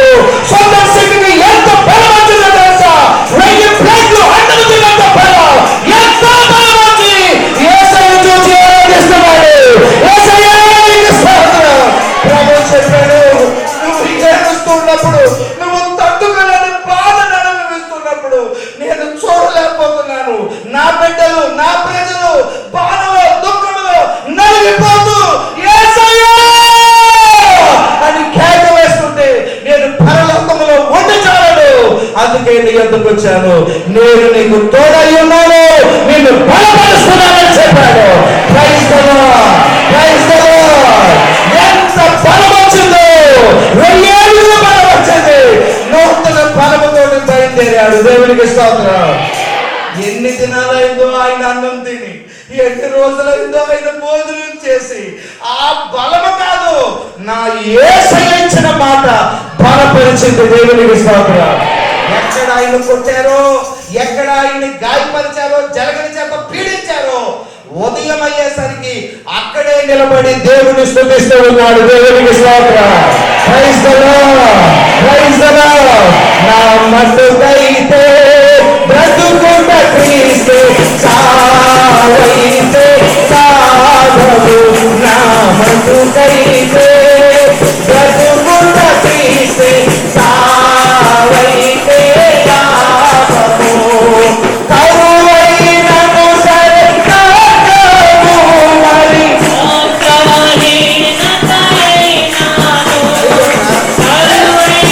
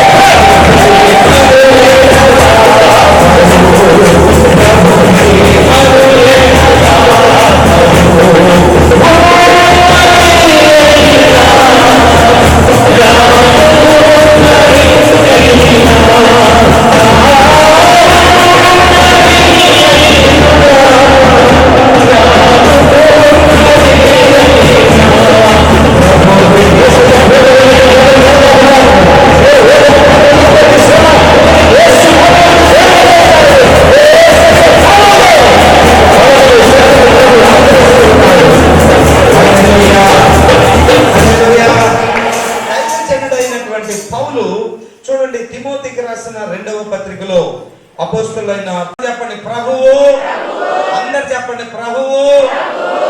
ఉప్మా తినలేదే, ఇది తక్కువ తిన్నందువల్ల లేకపోతే ఎక్కువ తిన్నందువల్ల నాకు అర్థం కావట్లేదు. హల్లెలూయా, హల్లెలూయా. అందరు చెప్పండి ప్రభువు, ప్రభువు నా ప్రక్క నిలచి నన్ను బలపరచెను, బలపరచెను, బలపరచెను. ఈ మాట ఎవరు చెప్తున్నారంటే అపోస్తులైన పౌలు తన ప్రియమైనటువంటి కుమారుడు, ఆత్మీయ కుమారుడైన తిమోతితో చెబుతూ ఉన్నాడు. ఎవరు ఈ తిమోతి అంటే, లుస్త్రా అనే పట్టణంలో ప్రభు అయిన యేసయ్య వాక్యాన్ని తిమోతి విన్నాడు. పౌలు వాక్యాన్ని బోధిస్తున్నప్పుడు దేవుని వాక్యాన్ని విన్నాడు. ఇతను ఒక విధంగా విగ్రహారాధికుడు, అన్యుడు. యేసు ప్రభుని గురించినటువంటి ఏ విషయము ఈయనకి తెలియదు. అయితే దైవజనుడైన పౌలు ఆ లుస్త్రా పట్టణంలో చేస్తున్న అద్భుతాలను చూసినప్పుడు దేవుని యొక్క శక్తిని కన్నులారా చూశాడు. దయ్యాలు వెళ్ళిపోవటం, రోగులు బాగుపడటం, అనేక మంది కుటుంబాలు బాగుపడటం చూసి దేవుని శక్తిని తెలుసుకొని యేసు ప్రభువుని నమ్ముకున్నాడు. అంతేకాదు దైవజనుడైనటువంటి పౌలును వెంబడిస్తూ పౌలు వెంట యేసు ప్రభువుని స్తుతిస్తూ ఉన్నాడు. దైవజనుడైన పౌలుకి ప్రియమైన శిష్యుడిగా మారాడు ఈ తిమోతి అనేటటువంటి వాడు. అంతేకాదు ఈ తిమోతి ఏమనుకుంటున్నాడంటే, ఎప్పటికైనా భవిష్యత్తులో నేను కూడా పౌలు అయ్యగారంత వ్యక్తిని అవ్వాలి, అయ్యగారితో ఉంటూ నేను కూడా అయ్యగారు లాగా అవ్వాలి, అయ్యగారు లాగా నేను కూడా దేవుని వాక్యం బోధించాలి, అయ్యగారు లాగా ఎప్పటికైనా నేను దేవుణ్ణి ఆరాధించాలి, ఘనపరచాలి అని అనుకుంటున్నాడు. దేవునికి స్తోత్రం, హల్లెలూయా. దేవుణ్ణి ఘనపరుస్తూ ఉన్నాడు, దేవుని స్తుతిస్తూ ఉన్నాడు, దేవునిని ఆ దైవజనుడిని వెంబడిస్తూ ఉన్నాడు. అయితే ఈ లుస్త్రా పట్టణంలో ఒక దినమున దైవజనుడు వాక్యాన్ని బోధిస్తుండగా గొప్ప పోరాటం కలిగింది, గొప్ప పోరాటం.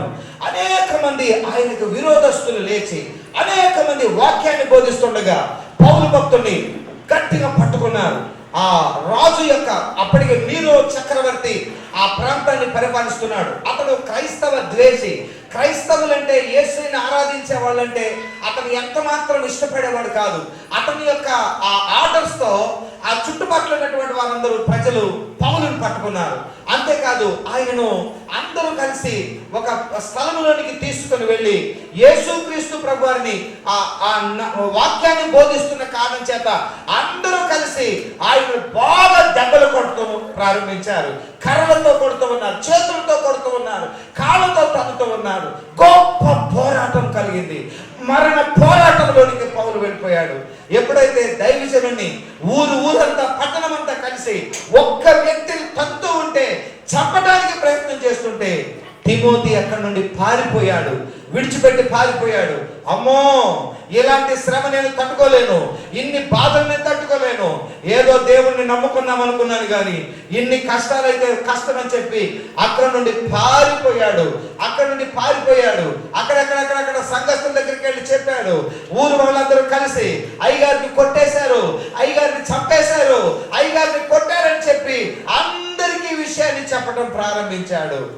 నీరో చక్రవర్తికి కబురు చేశారు, మీరు చెప్పినట్టుగానే పౌలు అనబడిన వ్యక్తిని మేము కొట్టాము, రక్తము కారలేక కొట్టాము, అతను చచ్చిపోయాడు, మరి ఇప్పుడు ఏం చేయమంటావు అన్నారు.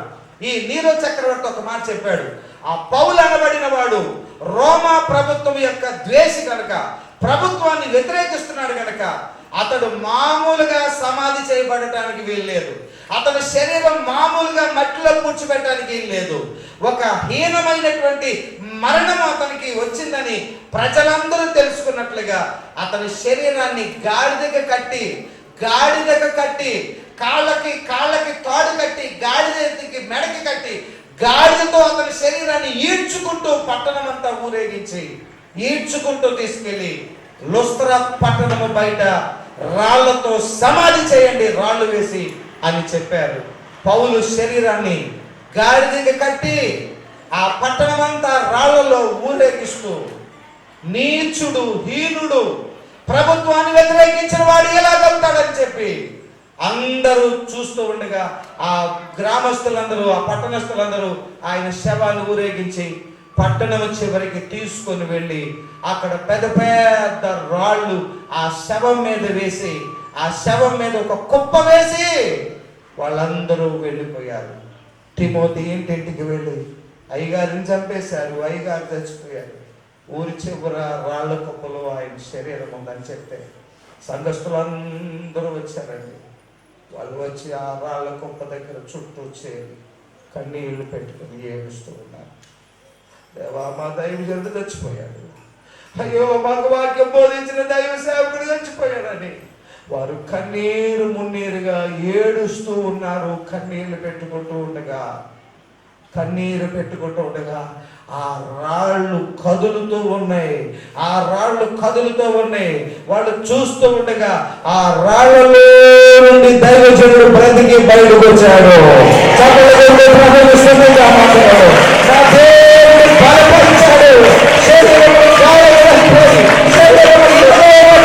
నీచుడు ఊరేగించబడిన నా దేవుడు ఆ రాళ్ళలో నుండి మరలా ప్రారంభించాడు.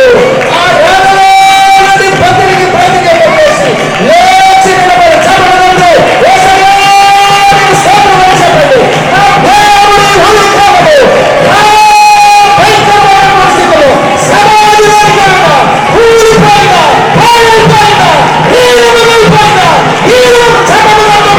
చూపించండి,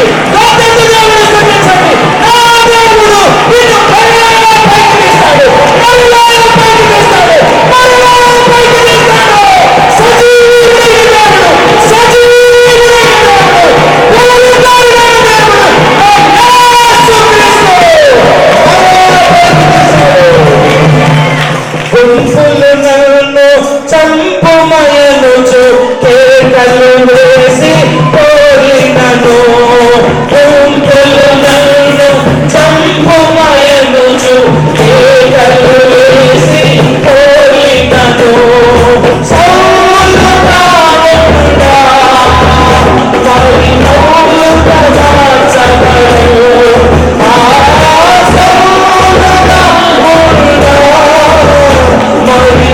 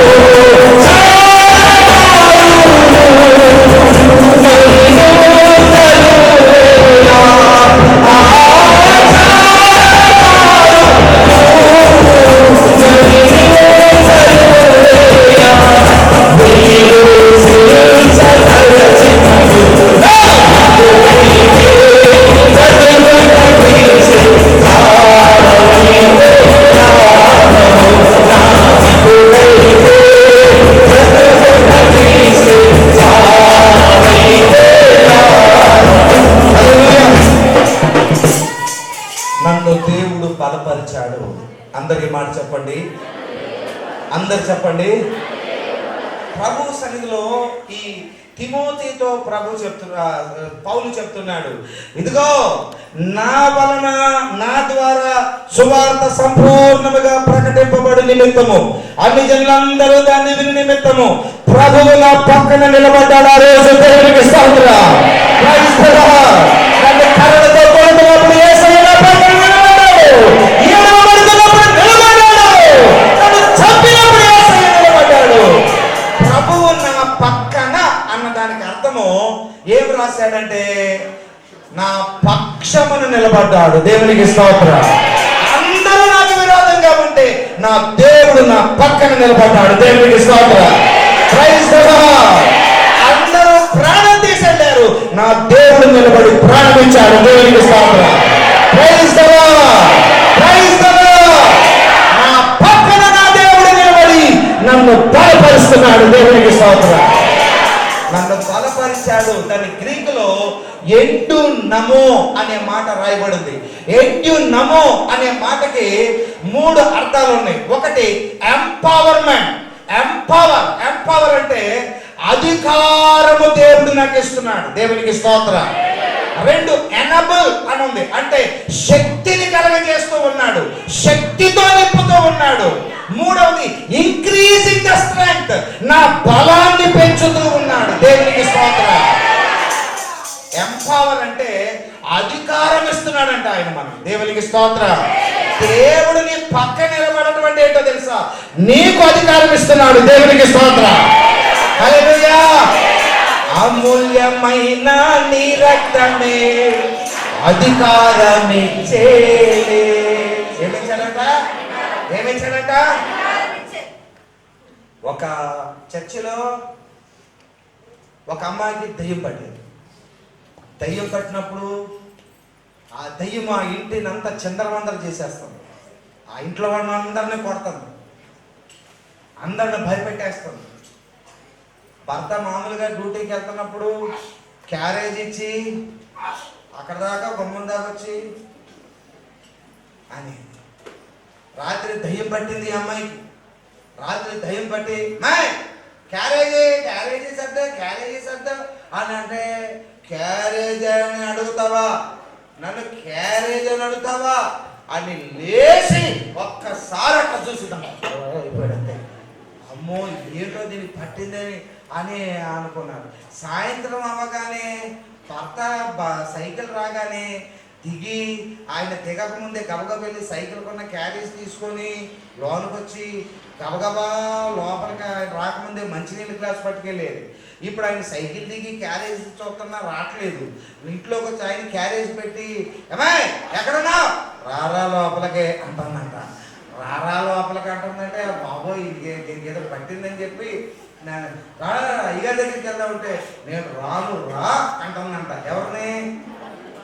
ఎవరు మాట్లాడట్లేదు, భర్తనే అనేసరికి ఇంకా అనుమానం వచ్చి 4 మగవాళ్ళు కలిసి తీసుకొచ్చి అయ్యగారు గుళ్ళోకి తీసుకొస్తే ఆ రోజు అయ్యగారు లేరు. ఎవరు లేరండి? అయ్యగారు లేరు. సరే 2-3 సంఘ పెద్దల దగ్గరికి వెళ్ళి ఏమండి మరి అయ్యగారు లేరు, మరి మీరే కదా అయ్యగారు దానికాల ఉండి ఎప్పుడు కూడా అయ్యగారి పక్కనే రాసుకుంటా కూసుకుంటా ఎప్పుడు అయ్యగారి పక్కనే ఉంటా, ఆయన చేసిన మొక్కలన్నీ మీరే కదండి తింటా ఉంటారంటే మరి మీరే కదండి ఇప్పుడు ప్రార్థన చేయాలంటే వాళ్ళు అన్నారంట మేము ఏమైనా చేస్తాం కానీ ఆ ప్రార్థన మాత్రం చేయమని అన్నారంట. ఏం చేయాలి అని అంటే ఏం చేయాలో తెలియక అందరూ మందిరంలో కూర్చుంటే ఆ సైతాను అరే గుళ్ళో తీసుకొచ్చి పాటలు పాడేంటారా మీరు పాడండి అని అదే పాడుతుందంట, పాటలో అదే పాడుతుందంట, సోత్రం చర్యలు అంటుందంట. అది దెయ్యం పాటలు పాడుతుంటే ఏళ్ళకి ఇంకా 1, 2 అన్నీ వచ్చేస్తాయంట. ఇంకా అందరూ గుళ్ళో నుండి పారిపోతున్నారంట. ఈ లోపల ఈ సంగతి ఎవరో తెలియక ఇదేమి తెలియక ఒక మామగారు మామూలుగా ప్రార్థన చేసుకుందామని గుడి దగ్గరికి వచ్చిందంట. ఏంటంటే ఇక్కడ అందరూ ఉన్నారంట. వాళ్ళు అది చెప్పకుండా మా అమ్మ గుళ్ళోనే ఒక అమ్మాయి ఉంది, మరి అయ్యారు మీరు నువ్వు వెళ్ళి ప్రార్థన ముసలిదాన్ని చూసేసారు దగ్గర తెలిస్తే ఎవరు పోలే ముసలమే అమ్మాయి మామూలుగా ప్రార్థన ధైర్యంగా వెళ్ళిపోయింది. అది అంటున్నట ఏమేమి ముసలిదానా నువ్వు వచ్చావా రా ఒక్కసారి పేక పిసిక సంపెడతా నేను అందంట ముసలి అంతేనండి, ఏమో వృద్ధురాలే కానీ ముసలావిడే కానీ దేవుని శక్తిని కలిగిన హల్లెలూయా హల్లెలూయా ముసలావిడ సత్యంలో కానీ సైతం నువ్వేం చేస్తామండి సత్యంలో కానీ ముసలం లాగా కొడుగుతారు అని చెప్పి ముసలాం కాసేపు ప్రార్థన చేస్తూ ఉంటే ఆ పక్కన మోకరించి ప్రార్థన చేస్తూ ఉంటే కాసేపు అయ్యేసరికి దెయ్యం మంటలు పుట్టి నేను కాలిపోతున్నాను ముసల్తాను ప్రార్థన చేయమాకే ముసల్తాను ప్రార్థన చేయమాకే అని అంటుందంట. అంటే ప్రార్థన చేసుకోలేదు నన్ను ప్రార్థన కూడా చేసుకోలేదు అని నా కోళ్ళైనా అసలు గురిపెట్టి నిద్రపోతుంది నన్ను కొడతా ఉండలేదు మామూలుగా పేపర్ సారా ఆడు పాపరావు కదా పేపర్రావు పేపర్రావులాగా అయిపోయాడు నాకు మార్చున్నాను అని చెప్పి ఆ ప్రార్థన చేసుకునే లోపల ఏమిలో ఉన్న దయ్యం వెళ్ళిపోయింది. దేవునికి స్తోత్రం హల్లెలూయా. యేసు ప్రభువుని కలిగి ఉన్నటువంటి వారికి ఆయన అధికారం ఇచ్చాడు. దేవునికి స్తోత్రం ప్రైజ్ ది లార్డ్ హల్లెలూయా. దొంగల్ని పోలీసులు కొట్టొచ్చు, కానీ ఏ దొంగైనా పోలీసులు కొడతాడా? కొడితే అంతవరకు పర్లా, తర్వాత ఉంటుందండి వాడికి మంచి 70 ఎంఎంలు చూపిస్తారు వాడికి అంత. అంటే వారికి అధికారం ఉన్నది కాబట్టి వారిని ఎవ్వరూ ఏమీ చేయకూడదు. ఈరోజు యేసయ్య మన పక్కన నిలబడ్డాడంటే అర్థం ఏంటంటే మనకి అధికారం ఇచ్చాడు. దేవునికి స్తోత్రం. ఒకసారి నేను బండి మీద వెళ్తా ఉన్నాను, అప్పటికే బండిలో ఆ పెట్రోల్ అయిపోయిందన్న సంగతి నేను కొట్టిద్దాం అనుకుంటానే నేను మర్చిపోయాను. ఇంకా తర్వాత కొట్టిద్దాం అని మర్చిపోయాను. ఒకరోజు అర్జెంటుగా మీటింగ్కి వెళ్ళాలి, నేను బయలుదేరి సరిగ్గా సగం దూరం వెళ్ళేసరికి పెట్రోల్ అయిపోయింది. బండి డుబ్బు అనేది డుబ్బు అంటే మరి బండిలో నాకు తెలుసు కదా అందులో పెట్రోల్ అయిపోయింది అన్న సంగతి నాకు అర్థమైపోయింది. చూస్తే ముళ్ళంతా కిందకు వచ్చేసింది. నాకు అర్థమైపోయింది పెట్రోల్ అయిపోయిందని అర్థమైపోయింది. నాన్న చూసుకోలేదు నాయన, కొద్దిగా కష్టమైపోయింది నాయన. తండ్రి మరి ఏం చేయాలి నాయన ప్రార్థన చేసుకుని ప్రభువా నేను ప్రార్థన చేసుకుని నేను నిన్ను నమ్ముతున్నాను. యేసు నామములో బండి పెట్రోల్ బంక్ దగ్గరికి వెళ్ళే వరకు నువ్వు స్టార్ట్ అవ్వాలి అని స్టార్ట్ అయిపోయింది. దేవుడికి స్తోత్రం హల్లెలూయా. మీరు నమ్ముతారో లేదో నాకు తెలియదు, కానీ పెట్రోల్ అయిపోయిన బండి నేను స్టార్ట్ చేస్తే పెట్రోల్ బంక్ అంత దూరంలో ఉండగా అప్పుడు డుబ్బు అక్కడ దేవుడికి స్తోత్రం హల్లెలూయా. అప్పుడప్పుడు నేను చూస్తూ ఉంటాను, కొంతమంది మధ్యలో పెట్రోల్ అయిపోయి ఆవిడ తోతా ఉంటే పాపం నడవలేక గుమ్మడికాయలు అలాగే పాపం నడవలేక పాపం తిట్టుకుంటా చేపలు కాలిపోయి ఎండలో పాపం అందులో మళ్ళీ కూడా సిమెంట్ వస్తా ఉంటాడు ఒకడు ఎన్నో బాధలు పడేవాళ్ళు నేను చూస్తూ ఉంటాను. కానీ ఈ రోజున మన ప్రభు మనల్ని తన శక్తితో నింపాడు. ఆయన మనకు అధికారం ఇచ్చాడు. మన పక్కన నిలబడి మన కార్యములను సఫలం చేస్తున్నాడు. దేవునికి స్తోత్రం. ప్రభు మన పక్కన నిలబడి సింహమును మోయించాడు. సింహం అంటే అక్కడ నీరో చక్రవర్తి గురించి చెప్పాడు. అవమానకరముగా నన్ను చావాలని కోరుకున్నాడు, అవమానకరంగా నన్ను ఈడ్పించాడు, నన్ను అవమానింపజేశాడు. అయితే ఆ సింహము నోటికి నేను చెప్పకుండా నా ప్రభు నన్ను బలపరిచాడు. దేవునికి స్తోత్రం. ఎనబుల్ ఎంపవర్మెంటే కాదు, ఆ దేవుడు నన్ను బలపరిచాడు అంటే ఎనబుల్ అంటే నన్ను శక్తితో నింపుతున్నాడు, నన్ను శక్తితో నింపుతున్నాడు. ఈ రోజు నీకు కావలసింది భూలోక సంబంధమైన శక్తి కాదు. సచిన్ టెండూల్కర్ ఎంత ఉంటాడు, ఆడేమంటాడు తెలుసా? Boost is secret of. కానీ ఈ రోజున దైవజనుడైనటువంటి పౌలు ఏమన్నాడు తెలుసా? Bible is secret of my energy. దేవునికి స్తోత్రం. బూస్ట్ కాదు, ఏంటంటే బైబిల్ ఈజ్ ద సీక్రెట్. దేవుని వాక్యము మనకు బలమైనది. దేవునికి స్తోత్రం. ఎవరు దేవుని వాక్యాన్ని అనుదినము చదువుతారో వారు ఉద్యోగాల్లో రాణిస్తారు, వారు చదువుల్లో రాణిస్తారు. వ్యాపారంలో రాణిస్తారు, అభివృద్ధి చెందుతారు. వారు ఏ రంగంలోకి వెళ్ళినా వారు ఆశీర్వదించబడతారు. విశేషమైన జ్ఞానాన్ని దేవుడు వారికి ఇస్తారు. ఎందుకో తెలుసండి, దేవుని వాక్యంలో ఉన్న గొప్పతనం ఏంటంటే తన తన వాక్యాన్ని చదివే వారిని దేవుడు అందరిలో పైకి ఉంచుతాడు. దేవునికి స్తోత్రం. చైనా బ్యాంబూ అని ఒకటి ఉంది. చైనా దేశపు వెదురు మొక్క చైనా బ్యాంబూ. ఈ చైనా బ్యాంబూ ఏంటో తెలుసా? ఈ చైనా బ్యాంబూ అనేది ఒక చిన్న వెదురు మొక్క, ఇంత ఇంత పచ్చటి మొక్కలాగా ఉంటుంది. ఈ చైనా బ్యాంబూని అది ఇంటిలోకి తీసుకొచ్చి దాన్ని వేసినప్పుడు దానిని నీళ్లు పోస్తుంటే అన్ని మొక్కలు పెరుగుతున్నాయి కానీ ఇది పెరగట్లేదంట. అన్ని పెరుగుతున్నాయి కానీ ఇది పెరగట్లేదు.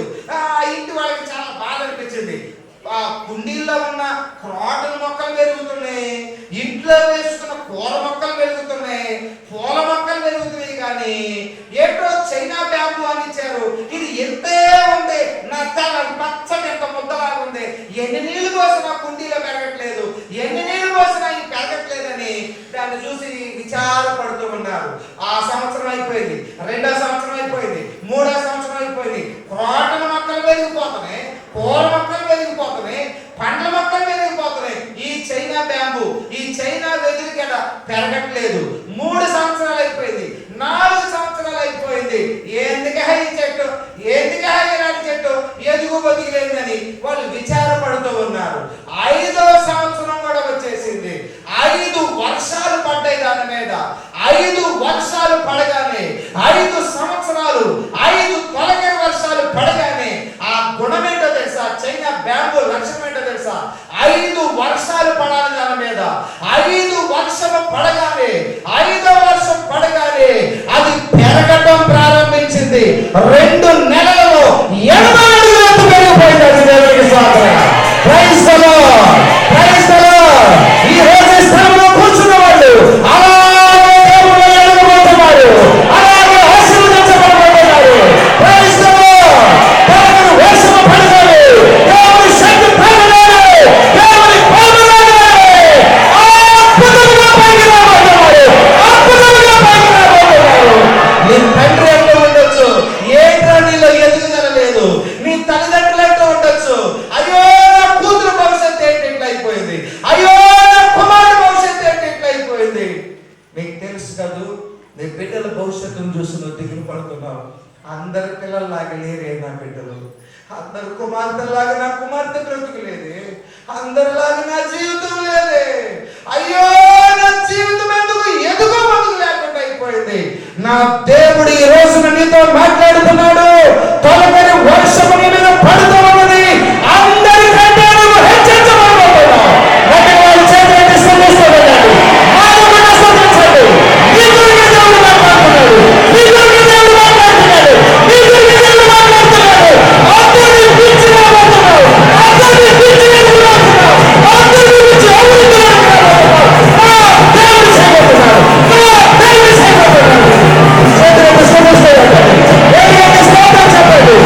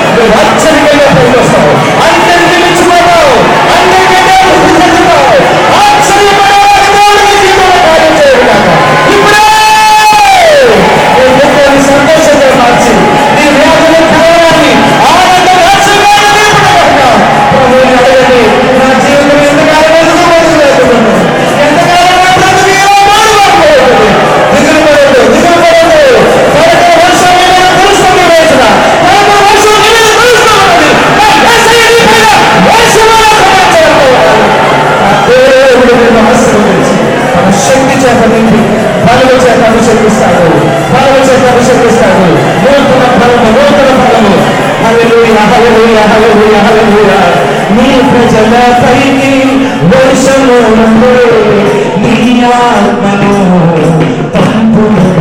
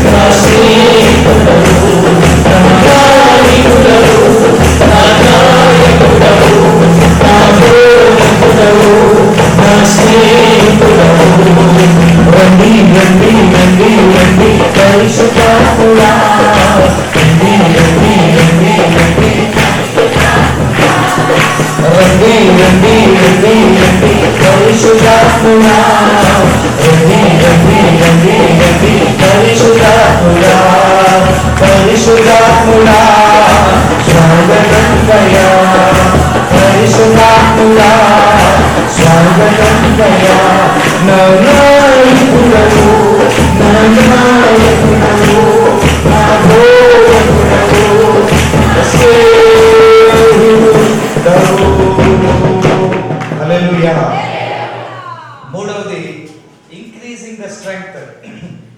బలము దేవుడు పెంచుతూ వెళ్తాడు.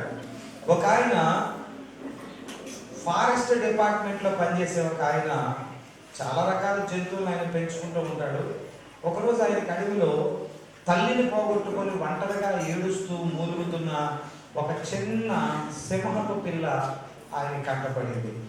తల్లి లేదు, దాని తండ్రి కూడా లేదు, ఒంటరిగా తప్పిపోయి ఏడుస్తూ ఉన్న సింహపు పిల్ల చాలా చిన్నదనమాట, మూలుగుతూ ఉంది, నీరసంతో ఉంది, పాలు తాగలేని స్థితిలో, దానికి పాలు లేవు.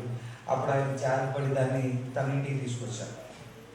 తన ఇంట్లో చాలా కుక్కలు ఉన్నాయి, పిల్లులు ఉన్నాయి, చాలా రకాల జంతువులు పెంచుతున్నాడు. వాటితో పాటు దీన్ని కూడా పెంచుతున్నాడు అన్నమాట.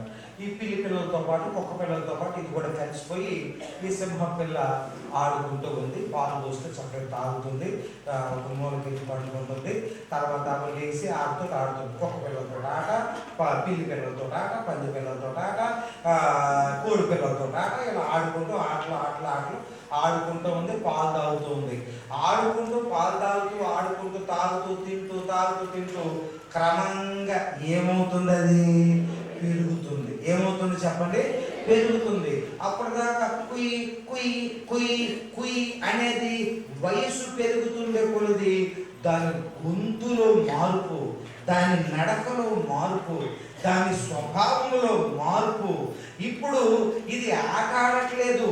ఇప్పుడు అది ఏమవుతుందంటే అక్కడ ఉన్న వాటిని ఒక్కసారి గర్జించగానే అన్ని భయపడి వణికిపోయి పారిపోతా ఉన్నాయి. ఎందుకో తెలుసా? ఇది పెరుగుతూ ఉన్నప్పుడు దీనితో పాటు దీని లక్షణం, దీని బలం కూడా పెరుగుతూ వస్తుంది. అందుకని సింహము సింహమే. దేవునికి స్తోత్రం. హల్లెలూయా, హల్లెలూయా. యేసు ప్రభు వారికి ఒక పేరు ఏంటంటే యోధా గోత్రపు సింహము ఆయనే. యోధా గోత్రపు సింహము ఆయనే. గొర్రె పిల్ల, వధించబడిన గొర్రె పిల్ల కూడా ఆయనే. ఇది ఎలా సాధ్యము? ఎలా సాధ్యము? ఆయనే సింహం. ఒకలాగా చూస్తే ఆయన సింహంలాగా కనబడతాడు. మళ్ళీ మరొక కోణంలో చూస్తే ఆయన గొర్రె పిల్లలాగా కనబడతాడు. వేదిక మీద ప్రసంగం చేస్తున్నటువంటి దైవజనుడు దేవుని ఆత్మ చేత నింపబడుతూ ఉంటాడు. దేవుని శక్తి చేత అతను నడిపించబడుతూ ఉంటాడు. ఈ స్థలంలో నుండి వెళుతున్నటువంటి మాటలు, ఈ స్థలంలో నుండి ప్రకటించబడుతున్న వాక్యము, అది పరలోకము నుండి ఆయనకి ఇస్తున్నటువంటి వర్తమానము.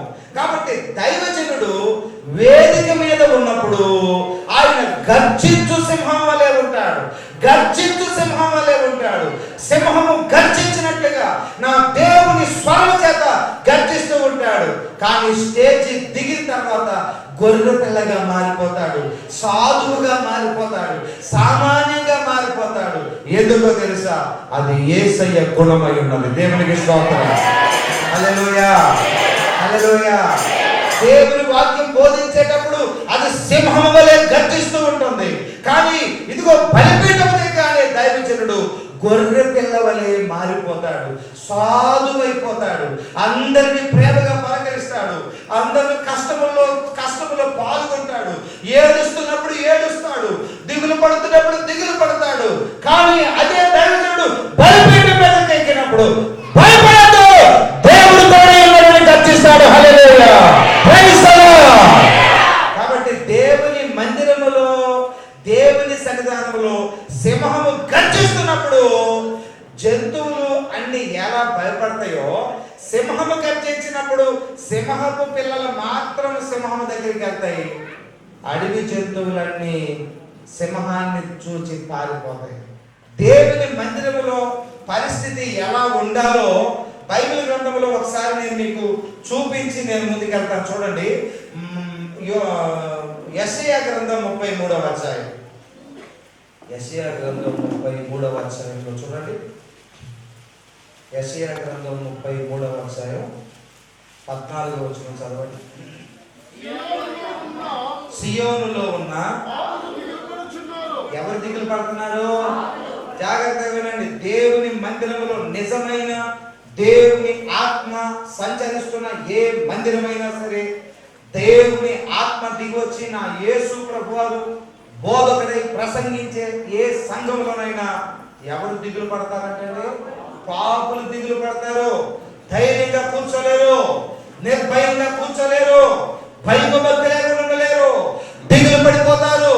దేవుని ప్రసంగం వినగానే, దేవుని గర్జన వినగానే అయ్యో నాకు బాప్తిసం లేదు, నేను నరకంలోకి వెళ్ళిపోతానేమో, పాతాళంలోకి వెళ్ళిపోతాను, అయ్యో దైవజనుడు ప్రసంగిస్తూ ఉన్నాడు, నా మనసులో పాపం ఉన్నది, అయ్యో నా పాపం గురించి చెప్తున్నాడు, నా లోపాల గురించి చెప్తున్నాడని భయముతో వణికిపోవాలి. ఏ స్థలంలో భయముతో పాపులు వణికితారో అది నిజమైన దేవుని సంఘం. దేవునికి స్తోత్రం. భయముతో వణికిపోవాలి. అయ్యో నా పాపము బయటపడుతున్నది, నా గురించి దైవజనుడు చెబుతున్నాడు, అయ్యో నేను పాపినని భయము కలగాలి దేవుని సన్నిధిలో. దేవునికి స్తోత్రం. భయపడకుండా, విచ్చలవిడిగా, నిర్భయముగా, భయం లేకుండా, వెకిలిగా, అల్లరిచల్లరిగా, భయమే లేకుండా ఉన్నారంటే అక్కడ దేవుడు ఉండడు. అది దేవుని సంఘం కానే కాదు. మరి మీ బెతస్తా సంఘంలో మీ సంఘం ఎలా ఉన్నదో మీరు ఆలోచన చేయండి. మీ సంఘం ఎలా ఉంది? పాపులు దిగులు పడాలి, పరిశుద్ధులు ఆనందించాలి. దేవునికి స్తోత్రం. పరిశుద్ధులకి ఆనందం. అయ్యో నాకు రక్షణ లేదు, అయ్యో నాకు మాట్లాడలేదు, అయ్యో నేను మోసగాడిని, అపవిత్రుడిని, పాపిని, అయ్యో నేను దేవుని పరిశుద్ధుల్లో ఇక్కడ నిలవజాలలేకపోతున్నానని వణుకు పుట్టాలి. చదవండి తర్వాత. సియోనులో పాపులు దిగులు పడుచున్నారు. ఎవరికి పట్టిందండి? వణుకు భక్తిహీనులు. భక్తి పరులు ఆనందంతో నాట్యమాడతారు. భక్తిహీనులు ఉన్నారే పైన నటిస్తూ ఉంటారు, పైన వేషంతో వస్తారు. కోటాలు పెట్టినప్పుడు యేసుప్రభు బట్టలు వేసుకుంటారు, మళ్ళీ ఏదైనా లోకంలోకి వెళ్ళిపోయినప్పుడు ఆమె జనులతో కలిసి వెళ్తా ఉంటారు. ఇట్లాంటి భక్తిహీనులు ఉన్నారే అటు పండగ చేస్తారు, ఇటు పండగ చేస్తారు, అటు దండం పెడతారు, ఇటు దండం పెడతారు. రోషం కలిగిన వాళ్ళు కాదు, పౌరుషం కలిగిన వాళ్ళు కాదు, కులములను, లోకమును, ఆచారములను, పద్ధతులను విడిచిపెట్టి కేవలము యేసుని ఆరాధించే వాళ్ళు భక్తి పరులు. అటు ఇటు ఉండేవాళ్ళు భక్తిహీనులు. అలాంటి వారికి దేవుని మందిరంలో వణుకు కలుగుతుంది. హల్లెలూయా. అమ్మో, నీ కానుకల వల్ల దేవుడు సంతోషించడు, నీ అర్పణ వల్ల దేవుడు సంతోషించడు. నీ హృదయాన్ని దేవునికి ప్రతిష్ఠించాలని వణుకు కలుగుతుంది. వణికిపోతారు. వణకుండా వెచ్చలవిడిగా ఎలా పడితే అలా వచ్చి అంటున్నాడంటే అది దేవుని మందిరం కాదు. జాగ్రత్త. అక్కడ దేవుడు ఉండడు. దేవుడు లేనటువంటి స్థలంలో ఇంకా నువ్వు ఏం చేసి ఉపయోగం ఏముంది చెప్పండి? నేను ఎంత ప్రసంగం చేస్తే ఉపయోగం ఏముంది? దేవుడు లేని చోట ఇంకా దేవుడి కార్యాలయం జరుగుతాయండి. దేవుడు లేని చోట దేవుడి కార్యాలయం జరుగుతాయి. నేను నర్సుని, ఆపరేషన్ చేసేవాడు, సర్జన్ ఆయన ఆపరేషన్ చేసేవాడు. డాక్టర్ వచ్చే ముందు నర్స్ ఏం చేస్తుంది తెలుసా? ఆపరేషన్ థియేటర్ రెడీ చేసి పేషెంట్ని తీసుకొచ్చి వాడికి మత్తు ఇచ్చి ఆ కత్తెరలు, కత్తులు, కత్తెరలు, సూది, దారం కొట్టడానికి మరి కొట్టాలి కదా, అన్ని సిద్ధం చేసి నర్సు చూస్తూ ఉంటది. అసలు ఆపరేషన్ ఎవరు చేయాలి చెప్పండి? నా ప్రభు సర్జను, నేను నర్సుని, నేను అన్ని సిద్ధం చేశా. నువ్వు రోగివి, నీకు ఆపరేషన్ ఎవరు చేయాలి? నా దేవుడు రాకపోతే నేను ఎంత ప్రయత్నం చేసినా, నేను ఎన్ని ఏర్పాట్లు చేసినా సర్జన ఆయన. దేవునికి స్తోత్రం. గుండె చెదరిన వారిని బాగు చేయు వాడని, గుండె చెదరిన వారిని బాగు చేయు వాడని, వారి గాయములను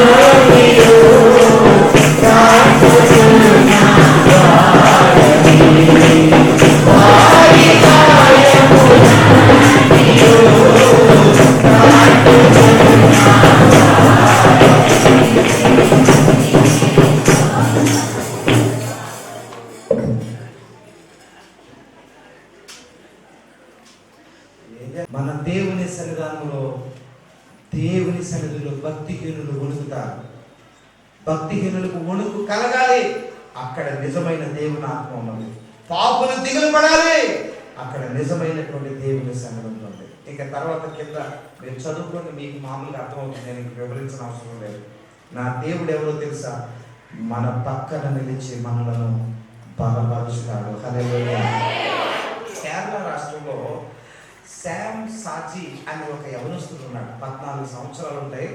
అతను క్రైస్తవ కుటుంబానికి చెందిన వాడే, కానీ క్రైస్తవులు అంటే యేసుక్రీస్తుని ఆరాధించే క్రైస్తవులు కాదు. వారు రోమన్ క్యాథలిక్స్ అన్నమాట. మరియమ్మను దేవుడిగా, దేవతగా ఆరాధిస్తూ ఉంటారు. అలాంటి కుటుంబంలో ఉన్నాడు ఈయన. వాళ్ళ మత గురువుని ఫాదర్ మరి ఆయన దగ్గర పరిచర్య చేస్తూ ఉంటాడన్నమాట. మత గురువు దగ్గర ఉంటూ పరిచయం చేస్తూ, ఇంకా ఆ సంఘంలో ఉన్న వాళ్ళందరికీ తెలుసు అనమాట. ఆయన తర్వాత నెక్స్ట్ ఈ శామ్ సాజీ అనే ఆయన మత గురువుగా ట్రైనింగ్ పొందుతున్నాడు. 14 సంవత్సరాల వయసు అన్నమాట. అలాంటి టైంలో కొంతమంది యేసు ప్రభుని ఆరాధించే ఒక సంఘము, వారు ఒక శనివారం సాయంత్రము వారు కరపత్రికలు పంచుకుంటూ వీధిలో తిరుగుతూ పాటలు పాడుతూ డ్రమ్ వాయిస్తూ రండే రండే యేసుని యొద్దకు, కాసేపటికో కూసేపటికో హల్లెలూయా. నాకు తెలిసి ఆ ఉప్మా ఇప్పుడు అదిగిపోయింది, కొంచెము నీరసంగా ఉందన్నమాట. హల్లెలూయా, హల్లెలూయా.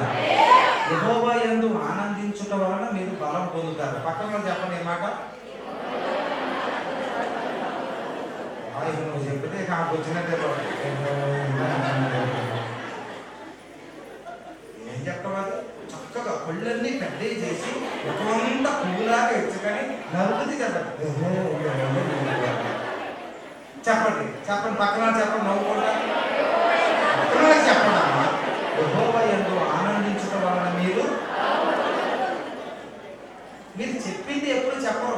చెయ్యమన్నది చేయరు. దేవుని సన్నిధిలో మీరు ఏది చెబితే అది చేయాలి. హల్లెలూయా. చెప్పింది వినడం మీకు ఆశీర్వాదం. ఏం చెప్పాను నేను మీకు? చెప్పింది వింటే 2, చెప్పింది చేస్తే ఆశీర్వాదం. చెప్పండి. ఇప్పుడు 3 2 చెప్పాను. 1 చెప్పింది వింటే ఆశీర్వాదం, 2 3వది చెప్తున్నాను. చెప్పినది ఒకసారి చెప్పినది చేస్తూనే ఉంటే ఇంకా ఇంకా ఆశీర్వాదం. చెప్పండి. మీరేంటో తెలుసా? చెప్పింది చేయరు, చెప్పనంతా చెప్పాలి. మీరు ఏది చెప్తారో పాస్టర్ గారు అదే చేయరు. హల్లెలూయా. పరమానంద కానీ ఉండేవాడు. ఏ ఆనందయ్య? పరమానందయ్య గారికి 12 మంది శిష్యులు ఉండేవారు. ఒకరోజు పరమానందయ్య గారు శిష్యులతో పాటు బయలుదేరి ఈ ఊరు నుండి ఒక ఊరు బండి మీద ప్రయాణం చేసి వెళ్తా ఉన్నారు. బండి మీద ప్రయాణం చేసి వెళ్తున్నప్పుడు అప్పుడు పరమానందయ్య గారు ఏమన్నారంటే, ఒరే బాబు, మరి నేను నిద్రపోతాను, కొంచెం మత్తుగా ఉంది, నేను బండి నిద్రపోతాను, మీరు బండి వెనకాల రండి, జాగ్రత్త. ఇదిగో బండిలో నుంచి ఏమైనా సామాన్లు కనుక కింద పడితే మీరు జాగ్రత్తగా ఈ సామాన్లు బండిలో వేయండి అన్నారు. అలాగే గురువు గారు అని నడుస్తూ ఉన్నారు. కొద్ది దూరం వెళ్ళినాక గురువు గారు మంచిగా నిద్రపోతున్నారు. గురువు గారు నిద్రపోతున్నప్పుడు ఎద్దులు నడుస్తూ పేడేసాయి. రే గురువు గారు ఏం చెప్పారు? ఏమి పడితే అది మరి ఇంకెందుకు ఆలస్యము, తీరా పేడ తీసి వేసుకుంటాడంటే గురువు మొహం మీద పడుతూ ఒక నోట్లో కూడా పడింది. మొహం అంతా పేడ. ఏమిట్రా, ఏమి చేసిందిరా, ఏమిట్రా, ఏమిరా అన్నాడు గురువు గారు. గురువుగారు మీరే కదండి చెప్పారు, మరి ఏది పడినది ఏమన్నారు అని అన్నారు. అరే ఇలాగైతే చాలా సమస్య వచ్చేస్తుంది అని చెప్పి ఏం చేశారంటే, అరే ఈసారి మీరు ఏం చేస్తారంటే సామాన్లు పడినప్పుడు సామాన్లు మాత్రం మీరు పైకి వేయండి అని చెప్పి ఏం చేశారంటే ఆ సామాన్లు పడితే ఏమన్నారని గురువు గారు ఒక లిస్ట్ రాశారనమాట. ఆ లిస్టులో గుండెకి ఒకటి, గంగాళం ఒకటి, చెంబు ఒకటి, ప్లేట్ ఒకటి, గ్లాస్ ఒకటి, తపేడ ఒకటి సామాన్లు రాశారనమాట. సామాన్లు రాసి లిస్ట్ ఇచ్చి ఇందులో ఏదైనా పడితే మీరు పైకి వేయండి అన్నారు. లిస్టు పట్టుకున్నారు, వెళ్తా ఉన్నారు. ఈ గతుకులకి గురువు గారు జారి జారి జారి ఆ బండి నుండి గురువు గారు కింద పడ్డాడు. లిస్టులో సామాన్లు ఉన్నాయి కానీ ఎవరు లేరు. రైట్ రైట్ రైట్ రైట్ గురువు అక్కడే ఉన్నాడు. మీలో కొంతమంది ఆ శిష్యులాగా కనపడుతున్నారు. మనం ఆయన చెప్పిన మాట చేయాలి. దేవునికి స్తోత్రం. హల్లెలూయా, హల్లెలూయా. ఈ శామ్ సాజీ అనే ఆయన ఆసియంకి చెందిన రోమన్ క్యాథలిక్ మిషన్కి చెందినటువంటి వ్యక్తి అన్నమాట.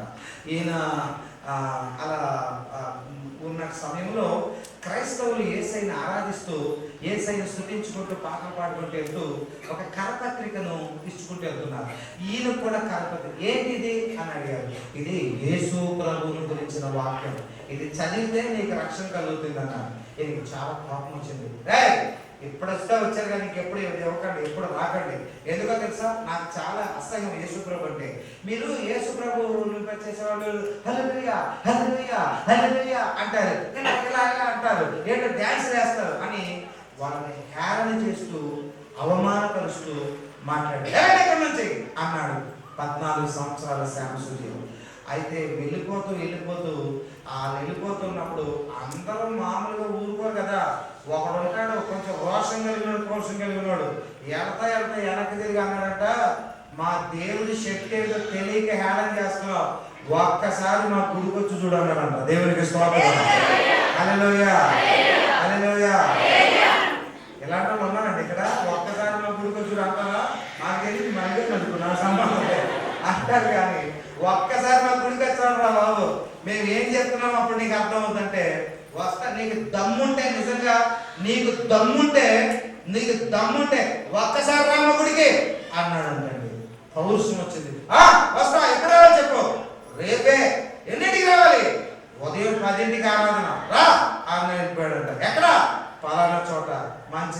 వస్తాను చూసుకో అన్నాడట. అయితే ఉదయం 10 గంటలకి టైం అవుతుంది. 10 గంటలకంటే ఇంకా ముందే వెళ్ళిపోవాలి, ఏం జరుగుతుందో చూద్దామని చెప్పి 9ంటికే వెళ్ళిపోయాడంటండి.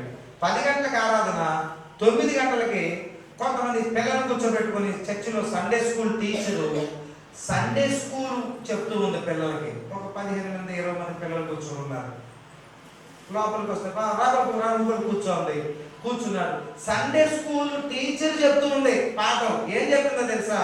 100 గొర్రెల మందలో నుండి ఒకటి తప్పి ఒంటరియాయే. 100 గొర్రెల మందలో నుండి ఒకటి తప్పి ఒంటరియాయే. 99 గొర్రెల విడచి ఒంటరి అయినా గొర్రెను వెదకే. ఒంటరి అయినా గొర్రెను వెదకే. పాట పాడుతుంది, వాక్యం కథ చెప్తూ ఉంటే గుండె పగిలిపోతా ఉంది. ఎవరినా 99 గొర్రెలు ఉంటుంది, ఒక్క గొర్రెను వెతుకుతూ వచ్చిన ఈ కాపరి ఎవరు? సండే స్కూల్ టీచర్ చెప్తుంది, నా ప్రభువైన యేసు పాపములో తప్పిపోయి దేవుడికి దూరమైపోయినటువంటి నిన్ను ఆయన విడిచిపెట్టాడు. విడిచిపెట్టే లక్షణం కాదు నా దేవుడిది. వెతుక్కుంటూ వస్తున్నాడు. ఈ ఉదయం కూడా నీ కోసం వెతుక్కుంటూ ఇక్కడికి వచ్చాడు. ఎప్పుడో తప్పిపోయావు, చిన్నప్పుడు ఎప్పుడో గుర్తొచ్చావు, చిన్నప్పుడు ఎప్పుడో పాటలు పాడావు, చిన్నప్పుడు ఎప్పుడో ఆరాధించావు, చిన్నప్పుడు ఎప్పుడో బాప్తిసం పొందావు. ఈ రోజు లోకంలో తప్పిపోయావు, లోకం అనే అరణ్యంలో పాడైపోయావు, పతనమైపోయావు. మళ్ళీ ఈ రోజు వెతుక్కుంటే ఇక్కడికి వచ్చావు. ఆనాడు ప్రేమ చూపిస్తున్న కాపరే ఈనాడు నీ మీద ప్రేమ చూపిస్తున్నాను. ఏడ్చాడండి, గుండె పగిలేలా ఏడుస్తూ. ఎంత ప్రేమమూర్తినా నేను ద్వేషించింది, ఎంత ప్రేమమూర్తినా. ఆరాధన దాకా కాదు, సండే స్కూల్కి వెళ్తే అయిపోయాడు. దేవునికి స్తోత్రం, హల్లెలూయా. ఆరాధన మొదలైందండి. ఆ ఆరాధనలో, ఆ పాటలలో నా యేసయ్య సన్నిధి, ఆ శక్తి హృదయాన్ని తాకుతూ ఉంటే ఎంతకాలం ఎండిపోయినటువంటి చెరువులో నీళ్ళ కోసం వెతికానే, ఈ ఎడారిలో నీటి కోసం పరిగెత్తానే, ఇక్కడ జీవ జలముల వాటర్ ఉన్నది, తృప్తి కలుగుతూ ఉన్నది, సమృద్ధిగా యేసు ప్రవేశిస్తున్నాడు. ఓ నా దేవుడు గొప్పవాడు. ఇక పరిగెడుతున్నాడు దేవుని కోసము, పరిగెడుతున్నాడు దేవుని కోసము. ప్రతి రోజు ప్రార్థన, ప్రతి రోజు కోసమే, ప్రతి రోజు దేవునికి స్తోత్రం. ఈ సంగతి తెలుసుకున్నటువంటి ఆ మత గురువులు ఆయన్ని ఆ చర్చిలో నుండి వెలేశారు, ఆ కుటుంబాన్ని వెలేశారు. తల్లిదండ్రులు వీడు మారతాడని చెప్పి ₹1 కూడా డబ్బు ఈయనకి ఇవ్వాల, ₹1 కూడా చేతికి ఇవ్వట్లా. ఏమవుతావో అని చెప్పి తల్లిదండ్రులు అన్ని కట్టుదిట్టం చేసేసారు. ఒకరోజు కొంతమంది మాట్లాడుకుంటున్నారు చర్చిలో. ఏమనంటే, ఇక్కడ నుండి త్రివేంద్రం అంటే 240 కిలోమీటర్ల వారి ఊళ్ళ నుండి త్రివేంద్రం సిటీ, త్రివేంద్రంలోనికి కృష్ణన్కుట్టి అనే ఒక దైవజనుడు హైందవ మతంలో నుండి క్రైస్తవ మతంలోనికి వచ్చి ప్రభువైన యేసుని ప్రకటిస్తూ ఉన్నటువంటి కృష్ణన్కుట్టి అనే ఒక దైవజనుడు రాబోతున్నాడు. ఆయన ప్రసంగం ఎంత అద్భుతంగా ఉంటుందో, ఆయన సాక్ష్యం ఎంత బాగుంటుందో, ఆయన యేసయ్య కొరకు ఎలా జీవిస్తున్నాడు. ఓ ఆయన గొప్పవాడు. మేము వెళుతున్నామంటే ఈ శ్యామ్ సుజీకి వెళ్ళాలని ఆశ ఉంది, కానీ చేతిలో కొరవలేదు. ప్రభా నేను వెళ్ళాలని ఆశపడుతున్నాను. 230 కిలోమీటర్లు హైవే మీద నడుస్తూ వెళుతున్నాడు.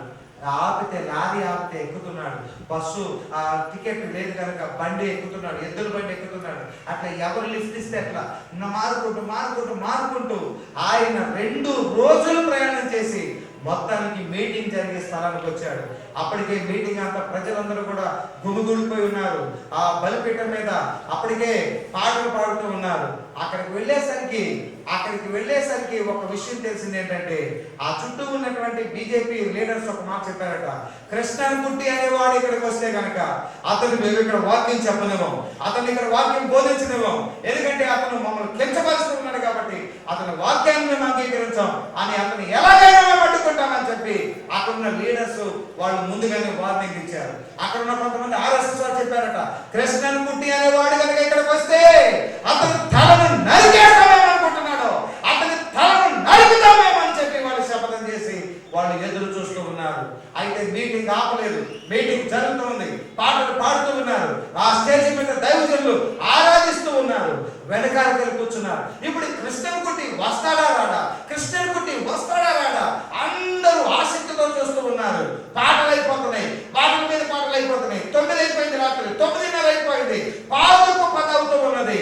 ఒక వ్యక్తి తలకి ఇట్లా ముసుగు వేసుకుని దుప్పటి కప్పుకొని అలా నడుచుకుంటూ స్టేజ్ మీదకి వచ్చి నిలబడి ఆయన దుప్పటి తీశాడు. అందరూ ఆయన చూసి చప్పట్లు కొడుతున్నారు. ఆయన చెప్పాడు, నేనే కృష్ణన్ కుట్టి. ప్రైజ్ ది లార్డ్, హల్లెలూయా. గట్టిగా 4 అడుగులు ఉన్నాడు ఆయన. ఆయన ఒక మాట చెప్పాడు వాక్యాన్ని చెప్పక ముందు, ఇదిగో ఈ రోజు నేను ఇక్కడికి వస్తే నన్ను ఇక్కడ మీటింగ్ జరగకుండా చేయాలని కొందరు ఆజ్ఞాపించారు, నా తలను నరకాలని కొంతమంది ఆజ్ఞాపించారు. ఇప్పుడు నేను చెప్తున్నాను, ఇక్కడ ఉన్నటువంటి వాళ్ళు నా తలను నరికినా నా తల ఈ ప్రసంగ వేదిక మీద గంటన్నర సేపు యేసు గురించి ప్రకటిస్తుంది, గంటన్నర సేపు యేసు గురించి ప్రకటిస్తుంది, మా యేసు గురించి ప్రకటిస్తుంది. Praise the Lord, hallelujah. యేసయ్య పరమత నడుస్తున్నా, యేసయ్య పరమత నడుస్తున్నా. నన్ను ఎవరు ఆపజాలరు, ఎవరు ఆపజాలరు, ఎవరు ఆపజాలరు. ఇది దైవ శక్తి, దైవ బలం. ప్రైజ్ ది లార్డ్, హల్లెలూయా. ప్రసంగము గర్జిస్తూనే ఉన్నాడు, సింహం వలె గర్జిస్తూనే ఉన్నాడు. ఎవరు ఆటంకపరచాలి. దేవునికి స్తోత్రం. ప్రైజ్ ది లార్డ్, హల్లెలూయా. అనేక మంది లీడర్లు వచ్చి ఆ ప్రసంగం వింటున్నారు. వారు ప్రసంగం అయిపోయినాక వెళ్ళిపోతున్నారు. వాళ్ళు కొంతమంది విలేకరులు అడిగారట, వీరు మీటింగ్ అటెండ్ అయ్యారు, మీరు ఎందుకని ఆయనకు మీరు ఏదో తలనరుకుతామన్నారు చేస్తామన్నారు, ఎందుకని మీరు చేయలేకపోయారు? అప్పుడు వారు చెప్పారంట, మేము అనుకున్నది వేరు, అక్కడికి వెళ్ళిన తర్వాత ఆయన ప్రసంగం మమ్మల్ని మైమరిపింపజేసింది. అక్కడ ఏదో శక్తి ఉంది, ఏదో శక్తి ఉంది, ఏదో శక్తి మమ్మల్ని ఆపవేసింది. నా దేవుని శక్తి గొప్పది. దేవునికి స్తోత్రం. ఈరోజు ప్రభు సన్నిధిలో పౌలు చెప్తున్నాడు, నన్ను ప్రభువు నా పక్కన ఉండి నన్ను బలపరుస్తూ ఉన్నాడు. ప్రైజ్ ది లార్డ్, హల్లెలూయా, హల్లెలూయా, హల్లెలూయా, హల్లెలూయా, హల్లెలూయా. పరువై నన్ను సరకాడు మరి ఆహీనత అయినాను, పరువై నన్ను సరకాడు మరి వస్త్రహీనత అయినాను,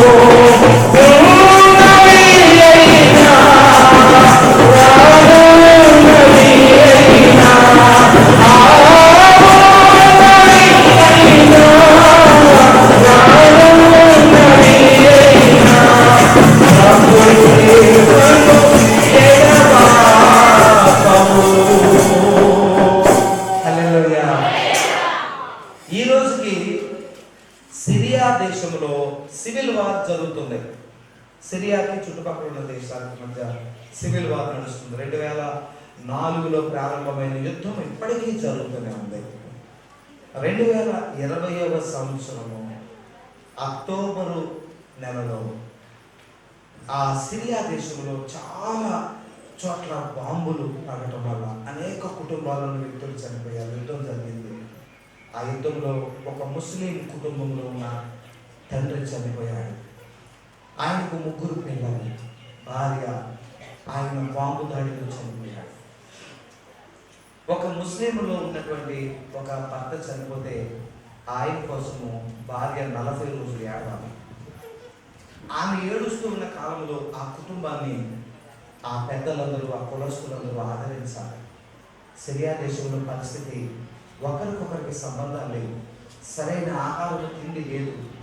ఈ రోజుకి కూడా అనేక మంది పిల్లలు వాళ్ళ ఇళ్లలో ఉండలేక కుటుంబాలు చిన్న చిన్న పిల్లలతో తీసుకొని పొలాల్లోకి వెళ్ళి పెద్ద పెద్ద గుంటలు తీసుకొని 7-8 అడుగులు గుంటలు తీసుకొని పొలాల్లో గుంటలు తవ్వుకొని ఆ గుంటలలో ఉండి పైన చెట్ల ఆకులన్నీ అల్లుకొని చెట్ల కొమ్మలు వేసుకొని ఆ గుంటల్లో ఉంటున్నారు. పైనుండి శత్రువుల బాంబులు పట్టణాల మీద వేస్తారు, పొలాల మీద వేయరు కనుక అలా తలదాచుకుంటున్నారు ఈ రోజుకి. అంతేకాదు ఇప్పుడు వర్షాలు పడుతూ ఉన్నాయి, విపరీతమైన వర్షాలకి ఆ పొలాల్లోకి నీళ్లు వచ్చేసి బురద నీళ్ళు వచ్చేస్తే ఆ గోతుల్లో ఉండి పసిపిల్లలు, గర్భిణీ స్త్రీలు, చంటి బిడ్డలు కూడా వర్షాలకు తడుస్తూ ఆ గుంటల్లోనే వారు బిక్కుబిక్కుమంటూ ఆకలి దప్పులతో బ్రతుకుతున్నారు ఈ రోజుకి కూడా. అలాంటి పరిస్థితుల్లో భర్త చనిపోయాడు, ఆమెను ఎవ్వరూ ఆదరించట్లేదు, ఎవ్వరు పట్టించుకోవట్లేదు. ఆకలికి తట్టుకోలేక పిల్లలు ఏడుస్తూ ఉంటే ఇక ఆ దేశం నుండి పక్కనున్న దేశానికి, లెబానోన్ అనే దేశంలోకి ఆమె వలస వచ్చేసి ఒక పల్లెటూరులో ఒక చిన్న ఇల్లు అద్దెకి తీసుకొని అందులో ఆమె ఉంటా ఉంది. ఈ లెబానోన్లో దైవజనుడు ఒక సేవకుడు ఉన్నాడు, పాల్ ఆయన పేరు. ఆయన ఒక హాస్పిటల్ అంబులెన్స్ డ్రైవర్గా ఉద్యోగం చేస్తున్నాడు పైకి, కానీ ఆయన చేసేది దేవుని సేవ. ఆ దైవజనుడు ఆయన సంఘస్థులు మన ఊరిలోనికి ఒక పేద విధవరాలు వచ్చింది, 3 పిల్లలతో ఆ తల్లి చాలా కష్టంలో ఉంది. మనం వెళ్ళి ఆమెను ఆదరించాలి. పగలు వెళితే వాళ్ళందరూ, అది ముస్లిం కంట్రీ కనుక వారిని చంపేస్తారు. కాబట్టి రాత్రి 10 దాటిన తర్వాత వెళ్ళి తలుపు కొట్టారు. తలుపు తీస్తే పాస్టర్ గారు, సంఘస్థులు కొన్ని సరుకులు, డబ్బులు, బట్టలు, దుప్పట్లు ఆ పిల్లలకి ఇచ్చి, అమ్మా నువ్వు భర్తను పోగొట్టుకొని చాలా బాధలో ఉన్నావు, ఇదిగో ఇవన్నీ మేము మీకు ఇస్తున్నాం, కేవలం దేవుడి ప్రేమ బట్టి, మీరెవరో మేమెవరో, నీ ఊరేంటో మా ఊరేంటో, కానీ యేసు ప్రభు ఉన్నాడమ్మా, ఆయన ప్రేమ కలిగిన దేవుడు, ఆయన ప్రేమనే నీకు మేము ఇస్తున్నాం. యేసు ప్రభు నమ్ముకమ్మా, యేసే నమ్ముకుంటే నీకు ఆయన ఏమీ తక్కువ చేయడు అని అవన్నీ ఇచ్చి వారికి ఆమెకు ఆ మాట చెప్పగానే ఆమె పెద్దగా ఏడవటం మొదలుపెట్టింది.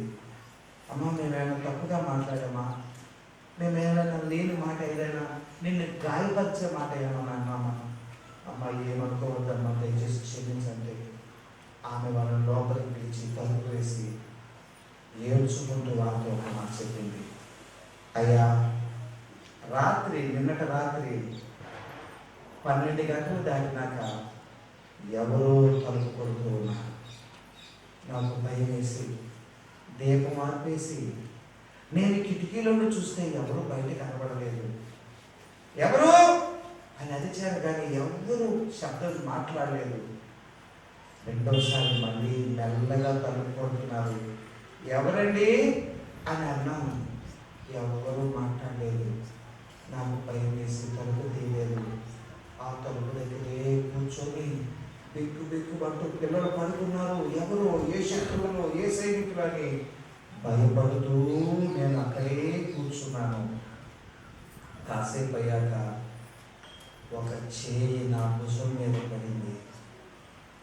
ఆ చేయి వేసినటువంటి వ్యక్తి నాతో మాట్లాడుతున్నాడు, అమ్మా భయపడద్దు, నీవు భర్తను పోగొట్టుకొని చాలా దుఃఖంలో ఉన్నావు, నీ పిల్లలను చూసి దిగులు పడుతూ ఉన్నావు, నువ్వు ఏడుస్తూ ఉన్నావు, నీ జీవితం అంతా చీకటిగా ఉంది, నీ మనసులో చాలా వేదనగా ఉందమ్మా.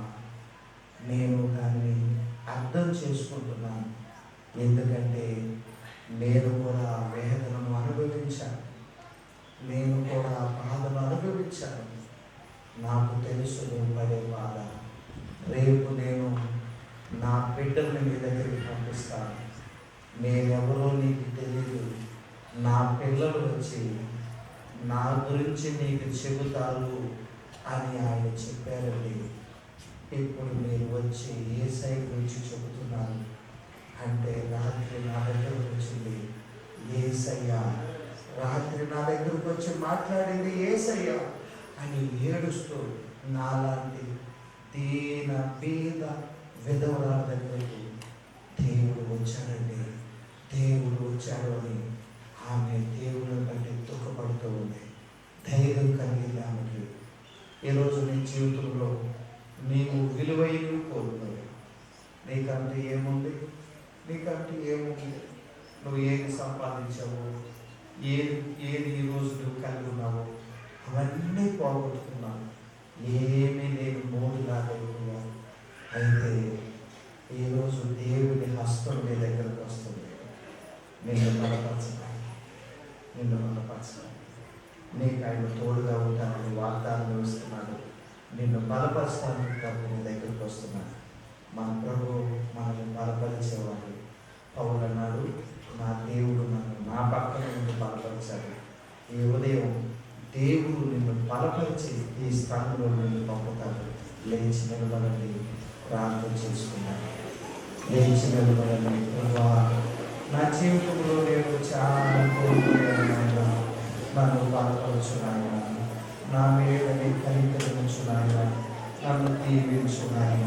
ఈ స్థలంలో నేను వెళ్ళాను, నా జీవితంలో నాకంటూ ఏమీ లేదు ప్రభా, నేనేమీ చేయలేకపోతున్నాను. నా బలం తగ్గిపోయిందయ్యా, నా శక్తి బలహీనమైపోయిందయ్యా, నాకు సామర్థ్యం తగ్గిపోయిందయ్యా. కష్టపడలేకపోతున్నాను, పని చేయలేకపోతున్నాను.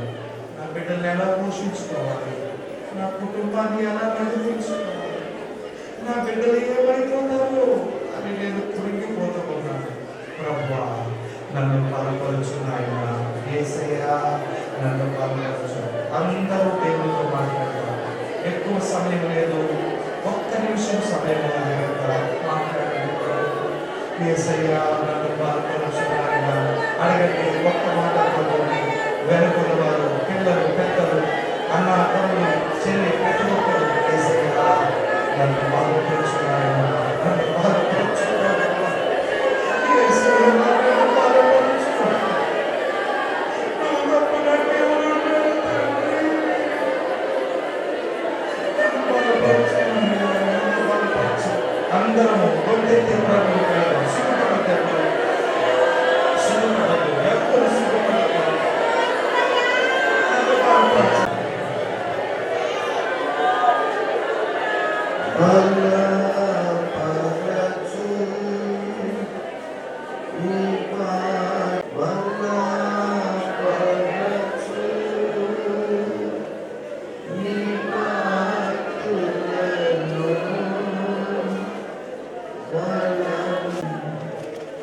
పరిశుద్ధుడైన దేవుడు, వాళ్ళ జీవితంలో బలపరిచే దేవుడు, కృంగిపోయిన వారిని లేవనెత్తే దేవుడు.